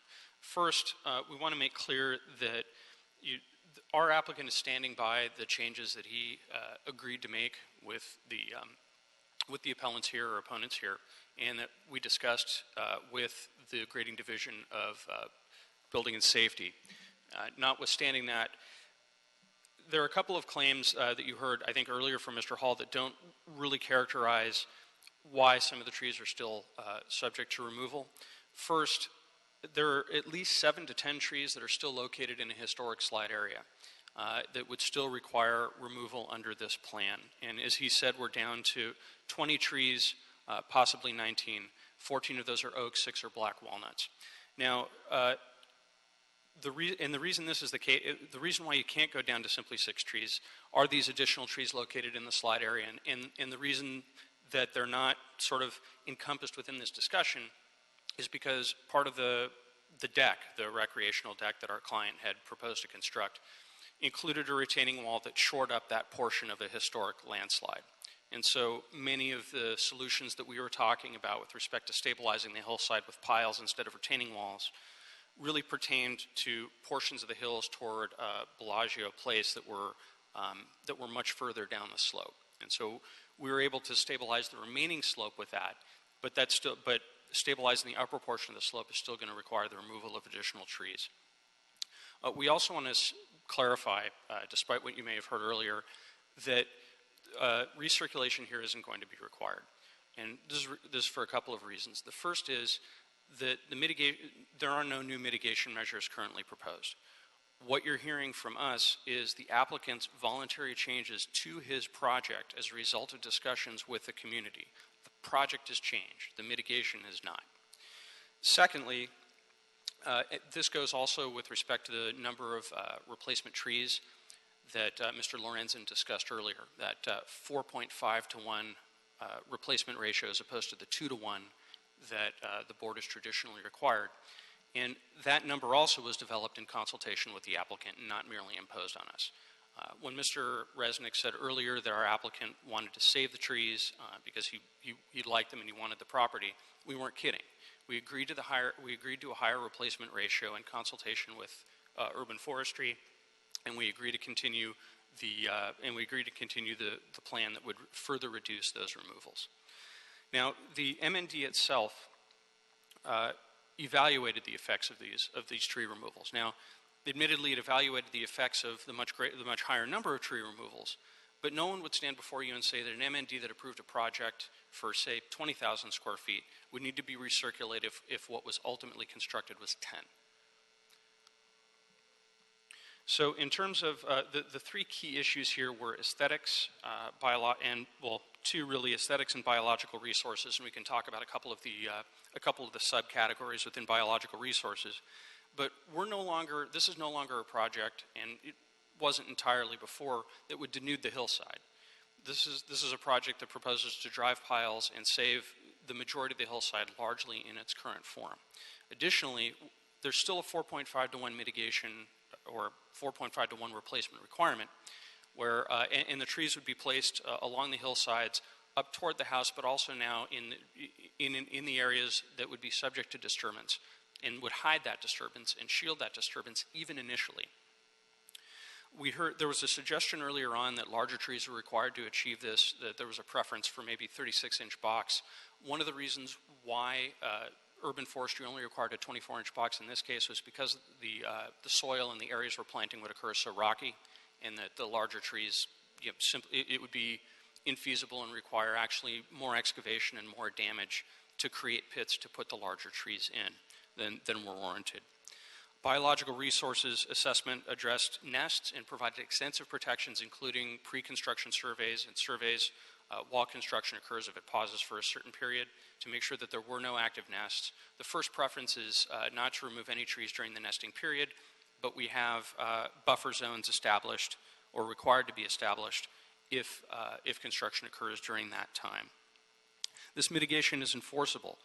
Despite what you've heard, it doesn't, as Mr. Resnick said, it doesn't merely go away with transfer. It involves site visits by urban forestry and follow-up, and it includes a bonding requirement that also includes a requirement to replace the trees.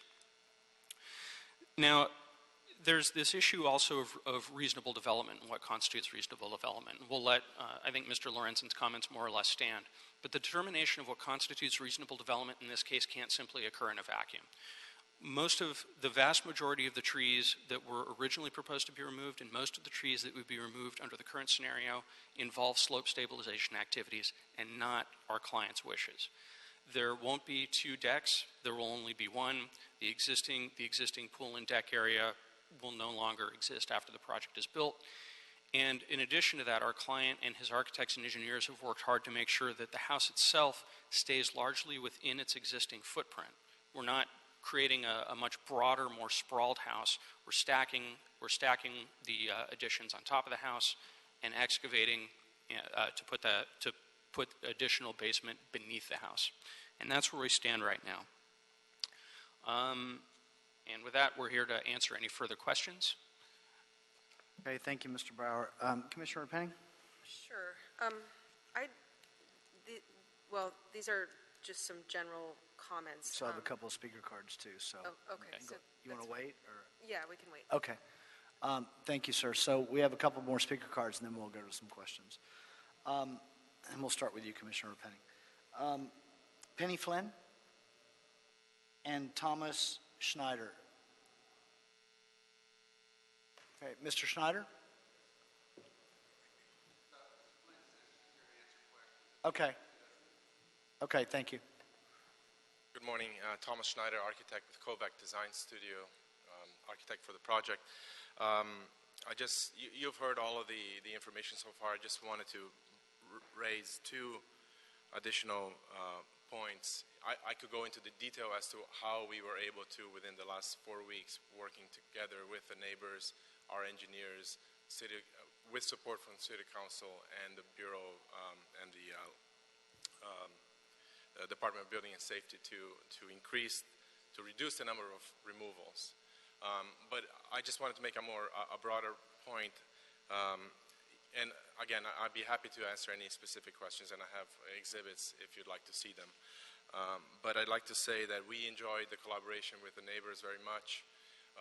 Our client, who's not a developer, this is his dream home, was able to make some concessions. This home is not maximizing the footprint or the maximum allowable area for this lot.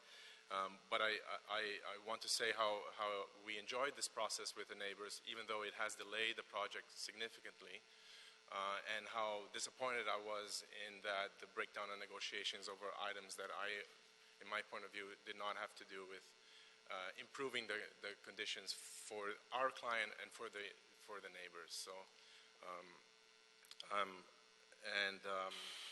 the second point I wanted to make is our client, even before we began the discussions with the neighbors, had hired what I believe to be a really kind of a dream team to ensure that this property will be beautifully planted, landscaped, and designed.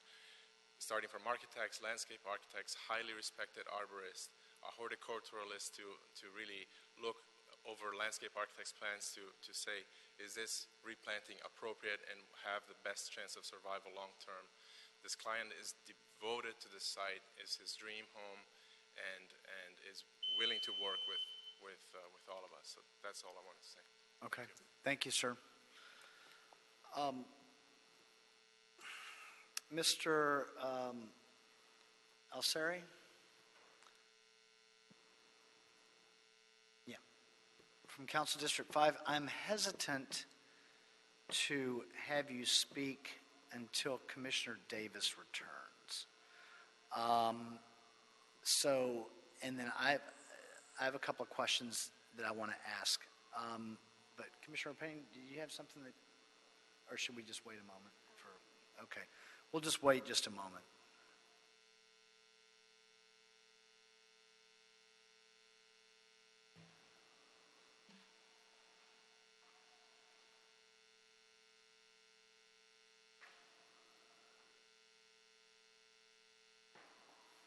Hey, go ahead, Mr. Alseri from Council District 5. Commissioners, good morning, or I should say almost good afternoon here. Faisal Alseri on behalf of Councilmember Paul Koretz. As you know, Councilmember Kretz has been spearheading environmental reforms in the city of Los Angeles. We're currently doing a actual brand new planning ordinance called the Wildlife Ordinance. We are tackling a ridgeline ordinance to save. Excuse me.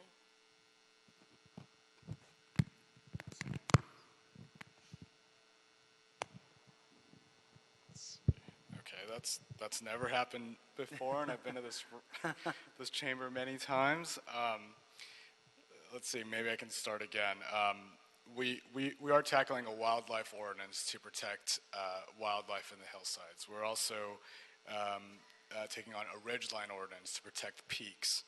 And we're not only looking at primary peaks, but we're looking at secondary peaks. And the purpose of that really is to protect the natural setting of our hillsides. It's not just about trees, it's about ecosystems for wildlife and connectivity. It's also about watershed management. It's about, somebody mentioned, heat sinks and really the local climate of our city. That said, we should say that a very sincere thank you to your staff and urban forestry. I think that this last few weeks has been incredible. I think that this in particular is an example of how when city staff and community members and the applicant work together, we really can come to an improved state and actually a much improved project. In this particular case, we have a project that is saving significantly more trees, and I think that was the initial goal. My understanding is that the remaining trees are within a historic landslide area. I'm not going to comment on the board's definition of reasonable development. That's something for your board to consider taking on if you'd like. That said, I just want to say that Councilmember Kretz is encouraged by the progress made here, and we'd like to thank everybody in the room as well as the staff. And we just want to say that we're going to continue making efforts. Oh gosh. We will continue making efforts to improve the protection of wildlife and tree life in the hillside, and we look forward to working with your board on that. Thank you very much. Thank you, sir. Commissioner Repenning. Sure. I just wanted to address a few things that have been said along the way here. Number one, there were some comments made at the outset of the meeting about our staff at Urban Forestry and their work, and I would just like to clarify that I think that our Urban Forestry staff takes these cases very, very seriously. They're very thoughtful about it in their approach, and I just want to make sure that I wanted to set the record straight in regard to some comments made by Mr. Hall. I also wanted to clarify that on protected trees, our replacement ratio is 4-to-1. It is not 2-to-1. 2-to-1 is on street trees. When we're talking about protected trees, it's 4-to-1. I wanted to, in that sense, the idea that we're doing 4.5 instead of 4 to me is not a huge give. I also don't feel that it's a huge give from the developer that they've managed to take down fewer trees. You're still building the same project. That should have been determined much earlier on in the process, but the idea that you're still building the same project and taking out fewer trees is not, in my opinion, a give. Neither, in my opinion, is not maxing out the footprint of the lot in terms of what could be developed there. Presumably people choose to live in these locations because they appreciate the proximity of a natural ecosystem, and so in my opinion that's not something that I look at as, you know, something that's a give from the developer in this case. In that sense, I'm disappointed that the negotiations were not able to be completed. To me, it sounds like a lot of progress was made. It sounds like it would have, in my opinion, I would advise the folks working on this from the developer perspective to even come and ask for a continuation of the item rather than simply saying we can't make this work. You're coming to us with an MND, it's not a full EIR, and now we're in a position where we have to say yes or no to the request. I did want to just get some clarification procedurally from Mr. Campos, and I'm told, and from our city attorney on a couple of items. Is the permit that we would actually be granting or not granting here today, I'm hearing that the request is for a smaller number of trees. Would that be an amendment to the motion if we were to approve it? Yes, that would require an amendment. The report before you is to remove 34 trees. So if that were to be reduced down to 20, then that would require an amendment. In addition to that, that would require us to amend the condition that's listed on the report on page 2.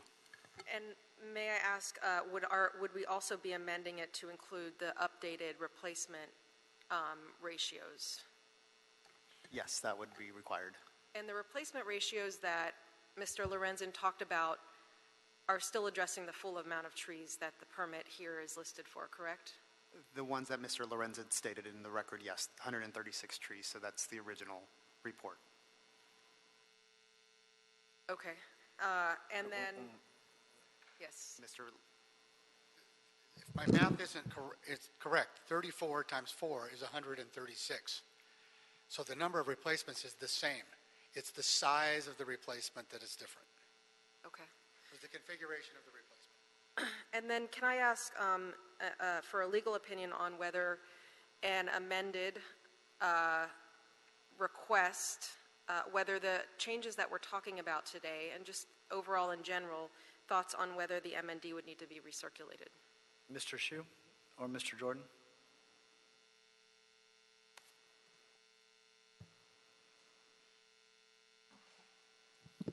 Hi, Sigmund Hsu, Deputy City Attorney. Regarding the City Attorney's legal opinion, that we can only give to the client in closed session, but I can walk you through the analysis that needs to be done by the board.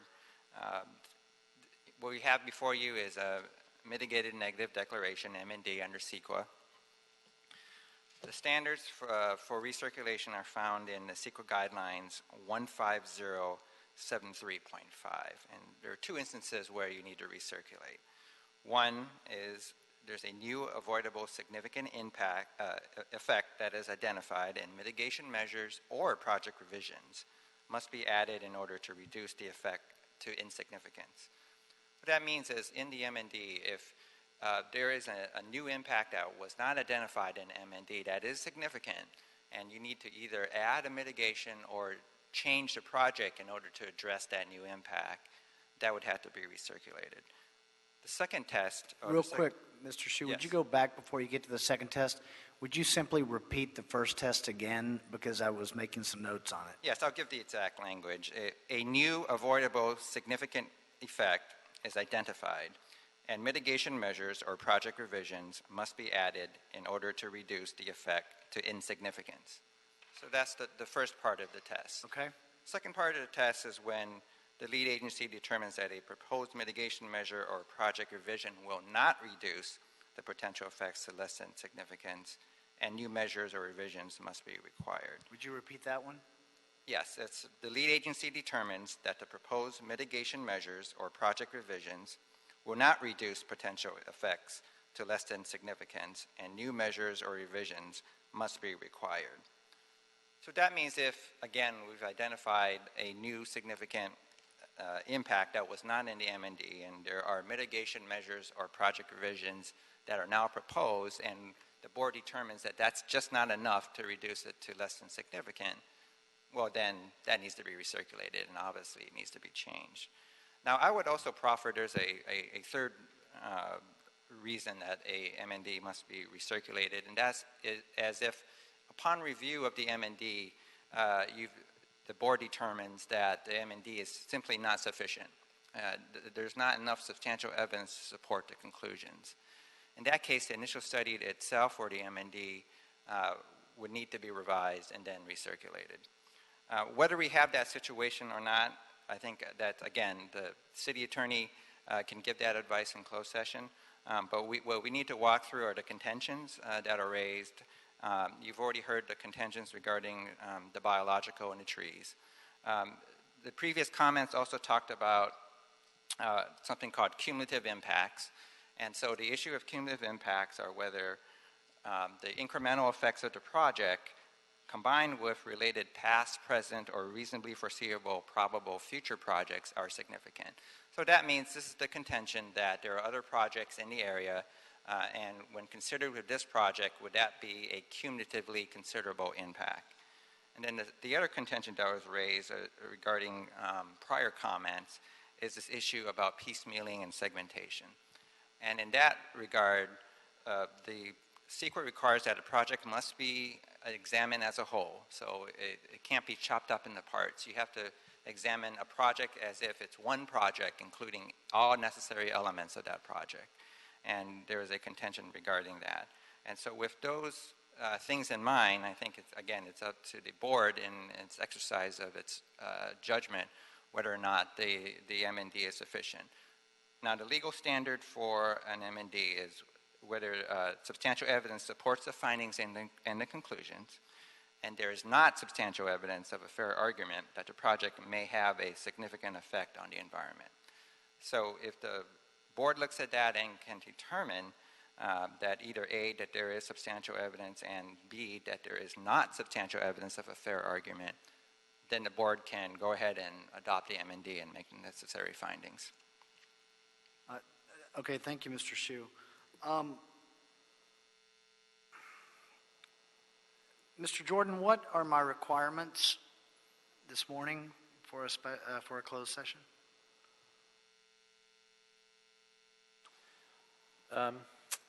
Typically, closed session, the most common exception is pending litigation.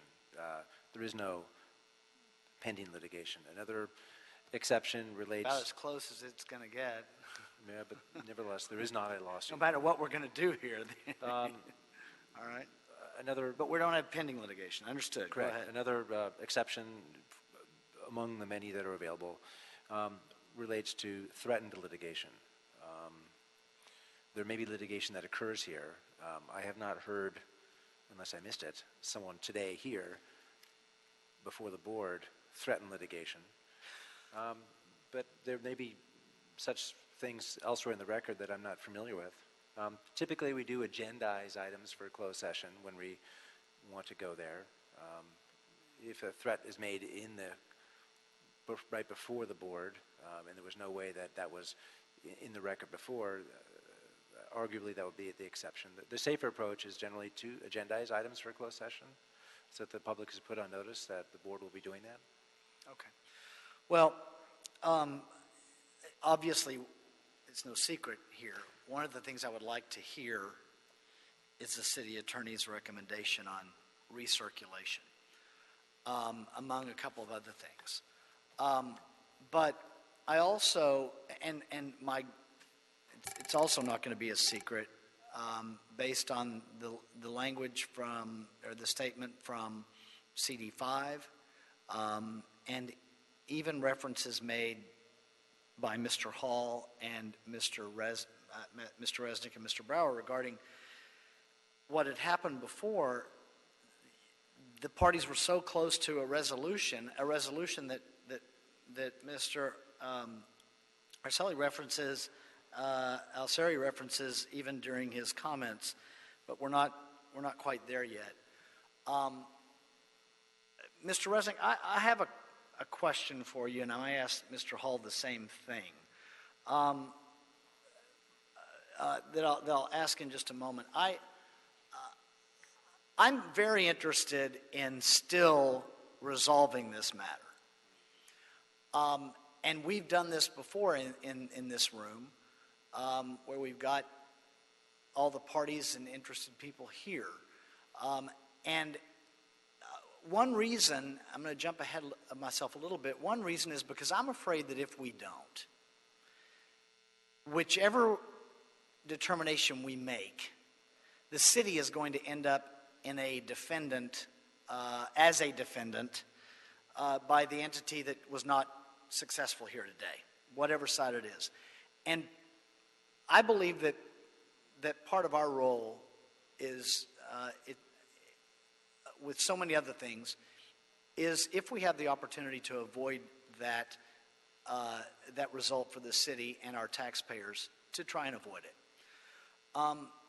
Clearly, both sides have referenced progress that was made. The council office has referenced progress that was made.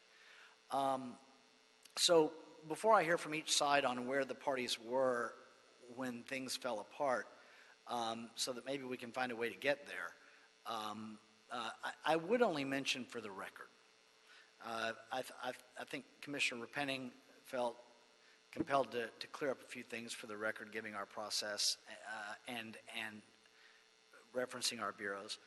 I would also mention something in the record in response to a statement that was made, I believe, by the representative from Save Bel Air Trees. The reason that statistically many of the permits that come to our board are granted, the vast majority are granted, is because of the amount of work that the Urban Forestry Division has done with applicants by the time they get here. There are occasions when we send parties away as either they ask to go away voluntarily, like you all did 3 weeks ago, to try and work something out, or we send them away and we end up with something that enables the parties and the board to grant a tree removal permit. I thought it was unfortunate to take a swipe at the board and the bureau, claiming that it's in essence just a rubber stamp, even though that term was not used. I felt like that was the implication. Unfair as, in my opinion, it was. That said, Mr. Resnick, the attempt at a settlement you referenced when you started, I've got a question for you, if you wouldn't mind, that you referenced your comments with. And just personally, I'll tell the group, I sent myself, I knew this item was coming up on the agenda today, and I hadn't heard from either side, so I sent an email to both sides, one email to all the parties, asking for an update, because I sensed that maybe progress was being made, and then got communications back from the two of you that you would both be here today. Is it possible for you to summarize the substance of what the parties, what your understanding was the parties had agreed to before things fell off? Because I'm going to ask Mr. Hall the same question. Yes, Benjamin Resnick, speaking for the record. We had agreed to the tree removal that you heard about, the dozen or so trees, including some very significant trees. Based on that, a week ago Friday, not this last Friday, a meeting in my office, we were told they were thrilled. They were almost giddy.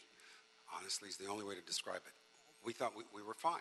Then we said we're going to have to go to Building and Safety. And we invited them to come. We didn't have to. We invited them to come and said, you could pitch it as well. We're going to pitch it. So you could see we're doing it in good faith. We want to get Building and Safety to back off the remediation issue. So we left that meeting thinking we have an agreement on the removal of the trees, the number, the approximate areas, what we were going to do in extending a deck to protect one of the trees. The meeting took place at Building and Safety, and as I said earlier, that night we received the proposed settlement agreement. I was, as I said, in Philadelphia over the weekend. Neil Brower spoke with Jamie Hall and kept me in the loop, and Neil had reported to me, and Mr. Hall can confirm or deny today here, but that when we said we're not paying up to $40,000, that it's not appropriate, that they said then there's nothing further to discuss. And that ended it. We sent back, did you send back the revised agreement with the cross-outs? Yeah. So when we got Mr. Hall's agreement, I worked on it from Philadelphia and I did edits. a few minor edits, but I also did cross-outs on what was not acceptable. We sent that back to him, and that's why they had the follow-up conversations over the weekend. And we told them we're not giving away property to the Conservancy. We're not going to allow someone to come onto our property whenever they feel trees need to be looked at. I mean, these are rights that nobody has. And I'm not going to manufacture these rights and burden my client so they can do that. And they have to have some confidence in the city's policing powers. They have to have some confidence in the permit and the fact that an inspector from urban forestry has the authority to come on our property and say, you know, that tree died, you have to replace it within the 3 years or before he releases the bond. He's satisfied. He or she is satisfied. So I said, we can't have an independent private community enforcement agent like that can take us to court and all of that. Sue our client, create a nightmare, have in the agreement it say that they're entitled to legal fees. So this was so far that when Neil told me, they said, if we're not willing to pay for their lawyers and consultants, and there's nothing further to talk about, I, at that point, said, wow. And there's, I touched base with the client, but at that point it was like, we got nowhere to go. Keep this in mind. If this was a new thing, I'd be all for delaying and trying. But this permit, this building permit, has been ready to issue since May of 2016.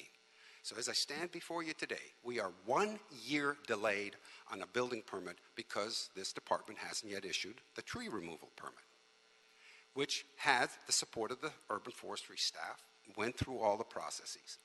So at this point, while I understand we may be close, we may not be as close as you think if all these other elements I mentioned are part of any deal, because we can never agree to give away these kinds of superpower rights to anyone in the community or any third party that they're asking for. And it's a year now that the permit has been sitting at Building and Safety ready to issue but for the tree permit. So at this point, I have to say, please don't look at us as we're obstinate here I mean, we've waited patiently, and here we are. And a month ago we should have had the hearing, but I agreed at that point to continue the hearing because I thought we could get somewhere, and I think we have. So I do think at some point, hopefully, the board recognizes, the basis of our request, and that, and that by being able to save a whole number of trees through different measures, is a positive, and I would think warrants due consideration. As for the MND, look, the project before you under the MND is the tree removal.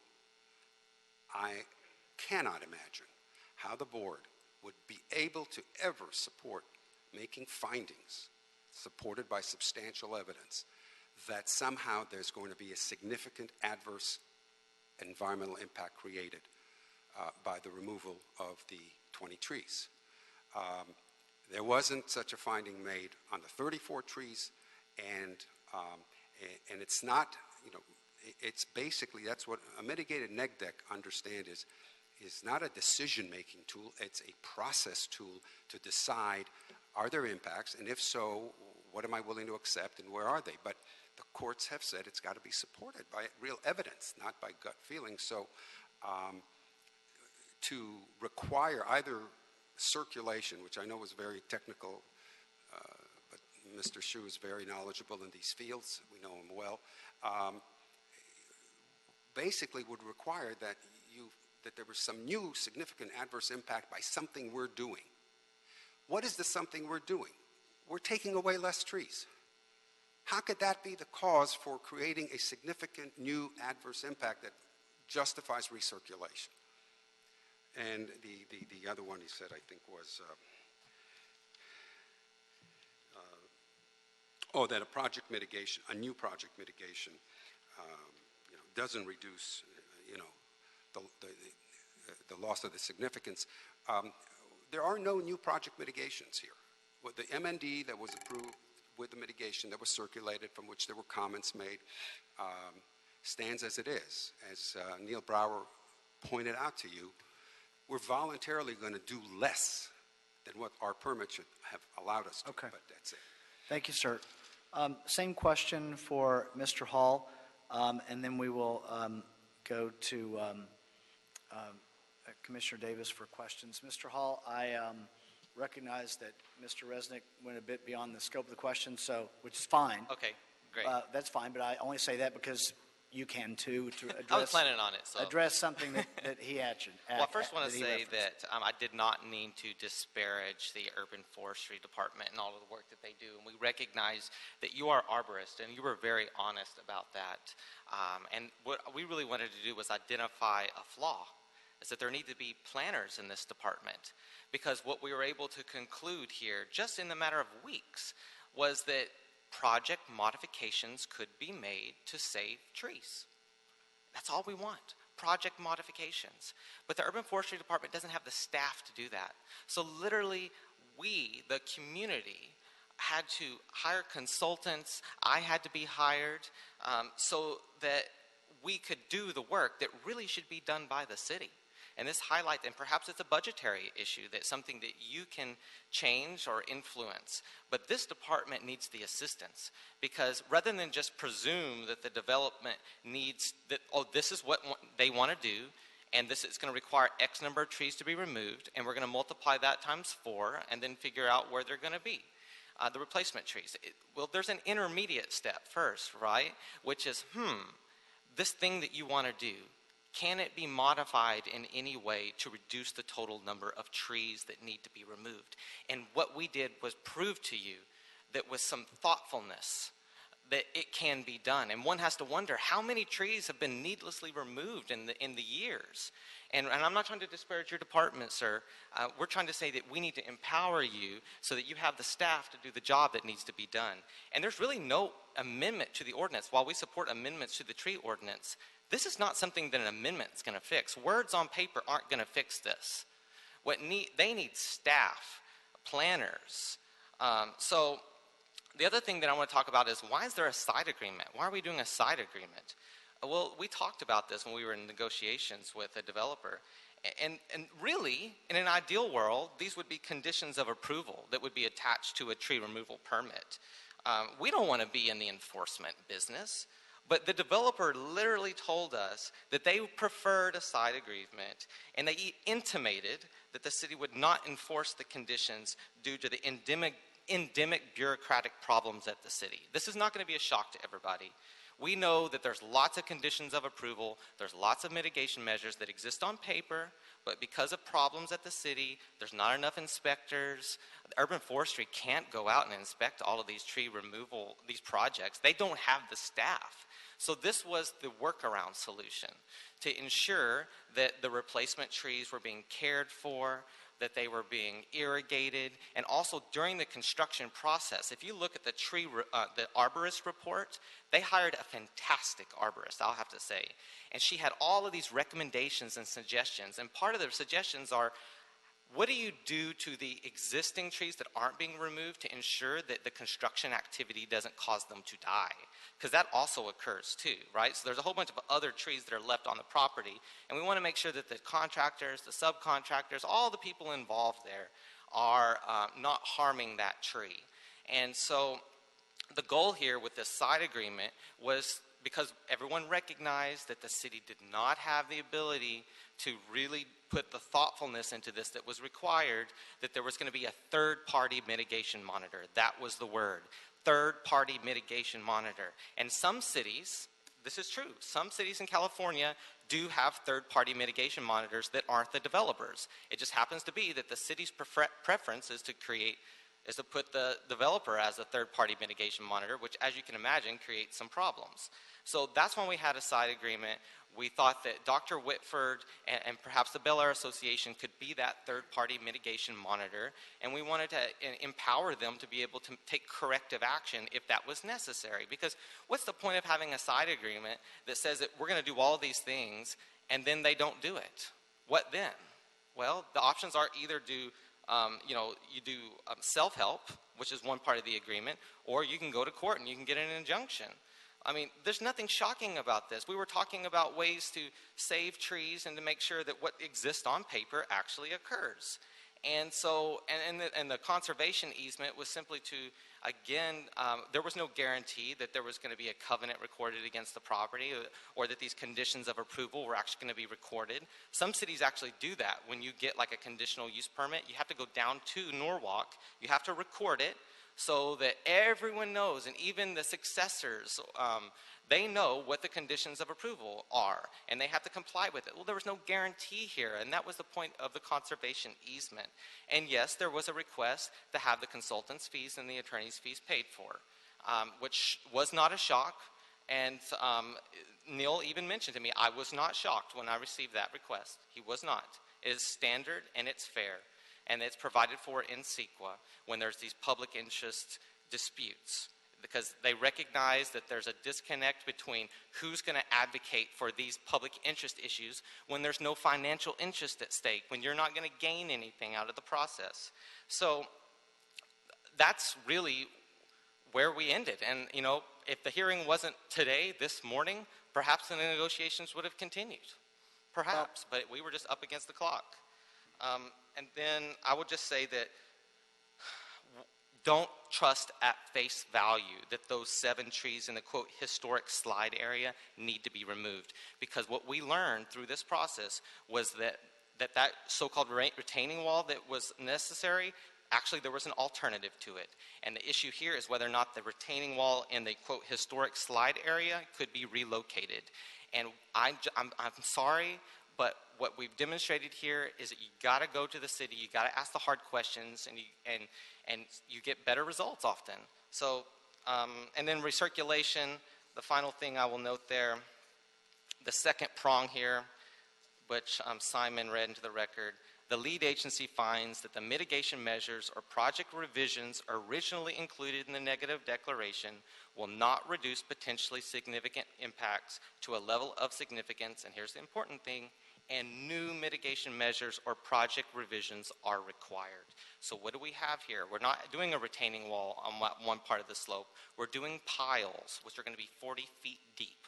What are the impacts associated with drilling? I mean, I think this is a great idea, but this is a new mitigation measure, and definitely they're going 40 feet deep.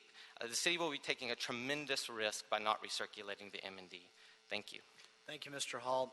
Before we go to Commissioner Davis for questions, just a couple of thoughts. This could change depending on Commissioner Davis's questions and then Commissioner Rapeni's questions, but look, I feel a bit like we're flying blind as a board if we do not get the closed session guidance from the city attorney's office, which means that I'm likely not going to vote for any motion other than whatever it is. I can be outvoted 3-1, but I'm unlikely to vote for any motion or for either side without first having had the opportunity for agendizing this a week later for a closed session first.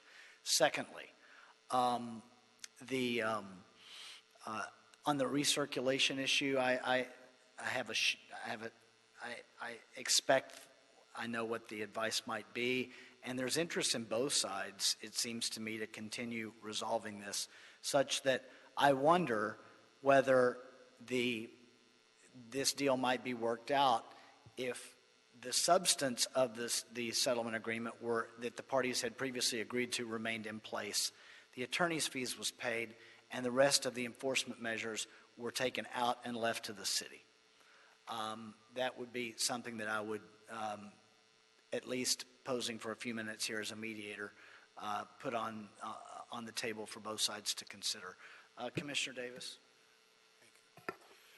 After having listened to all of those who have given remarks and their opinions about the position that we find ourselves in, I was going to initially ask the city attorney about the potential option we might have for them to go back, and you have mentioned it, Mr. President, of going back to negotiate further. I think I would like to reframe perhaps what might have been taking place, maybe not as a side agreement, but perhaps as a mediation as compared to an arbitration, which is what it will be if we make a decision.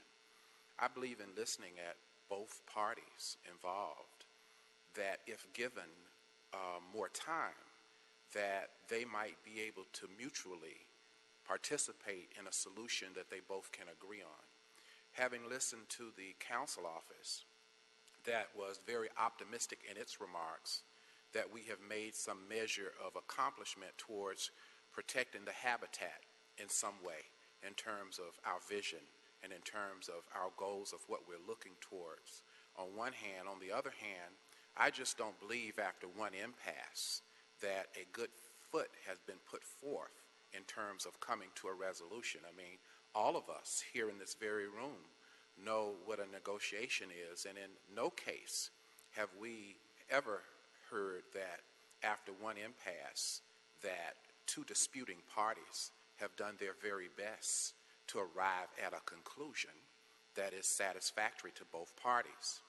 And in conclusion, I will say that I think that it will be fair and just to both disputing parties to be a part of a mediation where they both can participate in the solution than would be them subjecting the decision to an arbitration, and that even includes those of us here on the Board of Public Works, in terms of really a decision that would be in the best interest of both parties. And so, Mr. President, the purpose of my remarks is to say that I agree that I believe the most appropriate thing to do would be to, however we can do it, to allow the disputing parties to go back and put more of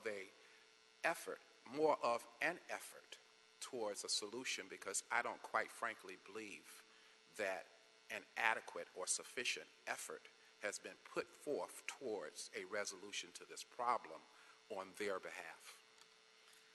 Thank you, Commissioner Davis. Commissioner Sensen? Thank you. President James and colleagues, I would only add I am in agreement with the closed session request for the city attorney regarding recirculated mitigated negative declaration. All right. Commissioner Penning? I just wanted to chime in on on the discussion of where things were at when things broke down this weekend.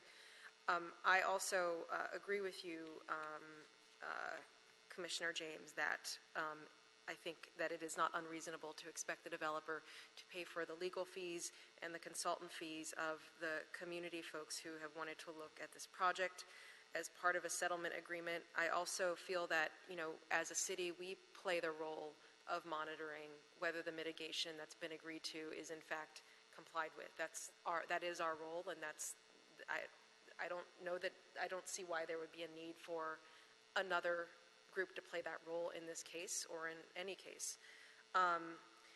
I think we would like to see you all reach an agreement. I hear the developers' concerns about the timeline and the frustrations that people have sometimes when they're trying to work with the city on development projects. On the other hand, I don't feel like we're in a huge hurry. I don't think that any of us are sitting up here saying, let's hurry up and get this pool built. For me, anyway, building in a sensitive ecosystem, we don't have a lot of native ecosystems left in our city to go out there and build in them. We can only have the chance to get it right once, and I think that we've made a lot of progress in that so far, and I would encourage us to really tie this all up, wrap it all up, and say that we looked at this, we found the best way to do it, and so I hope that the extra time that we're taking to hear from our city attorney will provide that extra time to all the parties involved so that we can get to a different place than we are at today.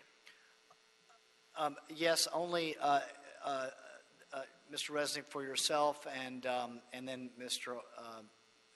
Hall as well, although you will have, as the applicant, a last 2 minutes, depending on anything Mr. Hall says. But go ahead. Ben Resnick again for the record. I just want to remind the board, perhaps you're not aware of this, your decision on adopting an MND and agreeing to issue a permit is appealable. The MND is appealable. We know. To the city council. And so it's not that litigation is imminent on that. It goes to an administrative appeal. And certainly, if it helps you any, I'm happy to tell you that if our client doesn't get his tree removal permit, he will sue. So there's your threatened litigation because he has nowhere to go. And so what we're asking for is a permit that we're entitled to. The review of the environmental document is something that has been done by planning department. You've got the public comments, and its conclusions are supportable. And if you want to go a different direction, and find substantial evidence to undermine it, you could try that. But one of the parties, if they're not happy, will appeal the mitigated neg deck to the city council, where the final decision will be made. And the permit itself can be reviewed, is not final until 5 council days under Charter Section 245. So the city council has the opportunity to review it, particularly if it thinks there are some novel issues here that ought to be looked at from a policy perspective. So, if you think, Mr. President, I really admire the efforts of this body to try to resolve this, but sending us back just on our own doesn't do it, and you've laid out some course of action. If the opponents here are willing to take off all of those other extras and not make that a part of any deal, I'm willing to go back to my client and talk about the money part with a cap. But I got nowhere to go if we have to create rights or give them rights that don't exist to do that. Understood. Thank you, Mr. Resnick. So, Mr. Hall, before I hear from you on that, and Mr. Jordan, I think that, well, Ted, you're about to tell me something, Mr. Jordan, before I step out? It just concerns because there's been discussion over and over and over again about this notion of an ongoing access to property. The Urban Forestry Division is very adept at putting conditions in their tree removal permit to ensure that only the protected trees are removed and not any other trees, so that the trees that will not be removed are protected at all times, including during the removal of the permitted trees, to ensure that the wrong trees aren't removed. We've had a big case going on about that Mr. Resnick is aware of. And the city can and will respond anytime an issue is raised about whether a protected tree that has been replaced, whether that replacement tree has not survived. And that, I know Mr. Lorenzen mentioned that, and that is absolutely the city's right to do that during the full period of time that the replacement trees are required to survive. And they do not necessarily survive at 100%, but that's what the city is able to do in terms of ensuring that all of the replacement trees are allowed to be established, either the original replacement or a tree that replaces the replacement. All right. Thank you, sir.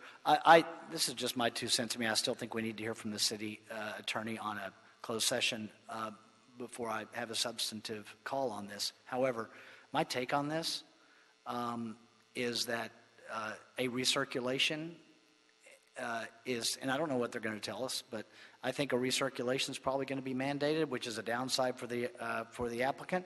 But I think that at the end of the day, the applicant's going to sue us, and the applicant's going to end up in court, and the applicant's going to end up with their permit. And that's a downside for the community. And because that's my take on it, I think that there are reasons here for the parties to get together to pay the attorney's fees, which Mr. Resnick said he would just talk to his client about, and leave the enforcement provisions to the city. That said, Mr. Hall, if you want to respond to anything Mr. Resnick said, I'm not asking you to respond to anything I said necessarily, but anything that Mr. Resnick said, and then he'll have the final I just 2 want to minutes. first of all to say that, I've been practicing law for 10 years, so I'm smart enough to know that, resolution settlement outside of the litigation process is usually the smartest move for everybody. And so I stand ready and willing, I believe my client does as well, to continue to have good faith discussions with the developer. The other thing is that I just want to make sure that I want to reiterate that while on paper it may say that all of those trees shall be retained and they shall survive, the problem is it's not happening. It's fantasy. And so what we want to do, I've done a lot of work for another industry, the wireless telecommunications industry, and they have all these conditions of approval. And you know what they make us do? They make us submit biannual compliance reviews. Literally, it is a document that with the conditions of approval, and we have to submit evidence to them that we have complied with the conditions. There's so many better things that the city can do, so many more adequate mitigation measures. You're empowered to do this. You don't need an ordinance change to do this. And so, you know, and it's also an issue of budgetary constraints. We were told that the Urban Forestry Department, like during the construction process, they don't visit the site. They wait until the replacement trees are installed, which is after the construction generally takes place. So no one's looking at whether or not the protected trees that remain, whether or not they're being harmed, whether or not the arborist suggestions or recommendations are actually being complied with. So all we're trying to do is to create a better project. And so if the city wants to be the enforcement arm, we need to make sure that they're empowered to actually do it. And the words need to have power. So with that, thank you for your time. Really appreciate it. Thank you, Mr. Hall. Mr. Resnick, anything? Yes, you did. Mr. Jordan, is Mr. Resnick's threat clear enough for us to hear this in closed session today, or do we need to re-agendize it a week from now?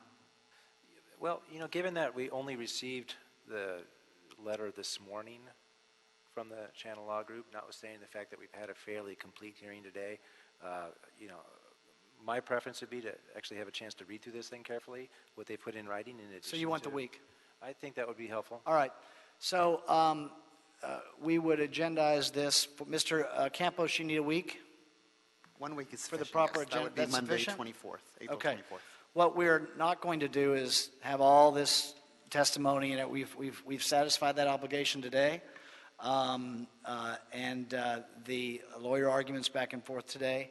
A week from today, we will have a closed session hearing. The item will be agendized for a closed session hearing where we will hear from the city attorney's office on the issues that have been placed on the table. And of course, if something happens during the week that this matter is resolved and that closed session hearing doesn't need to take place, then we'll be happy to cancel it. But otherwise, we will hear the closed session argument, and then we will come back and rule on what's before us after the closed session hearing on Monday. So that's a continuance until Monday. Mr. Campos, have we cleared the desk? Yes, you have. All right, everyone, thank you for your participation. Everyone here across the board, we appreciate it. We are adjourned.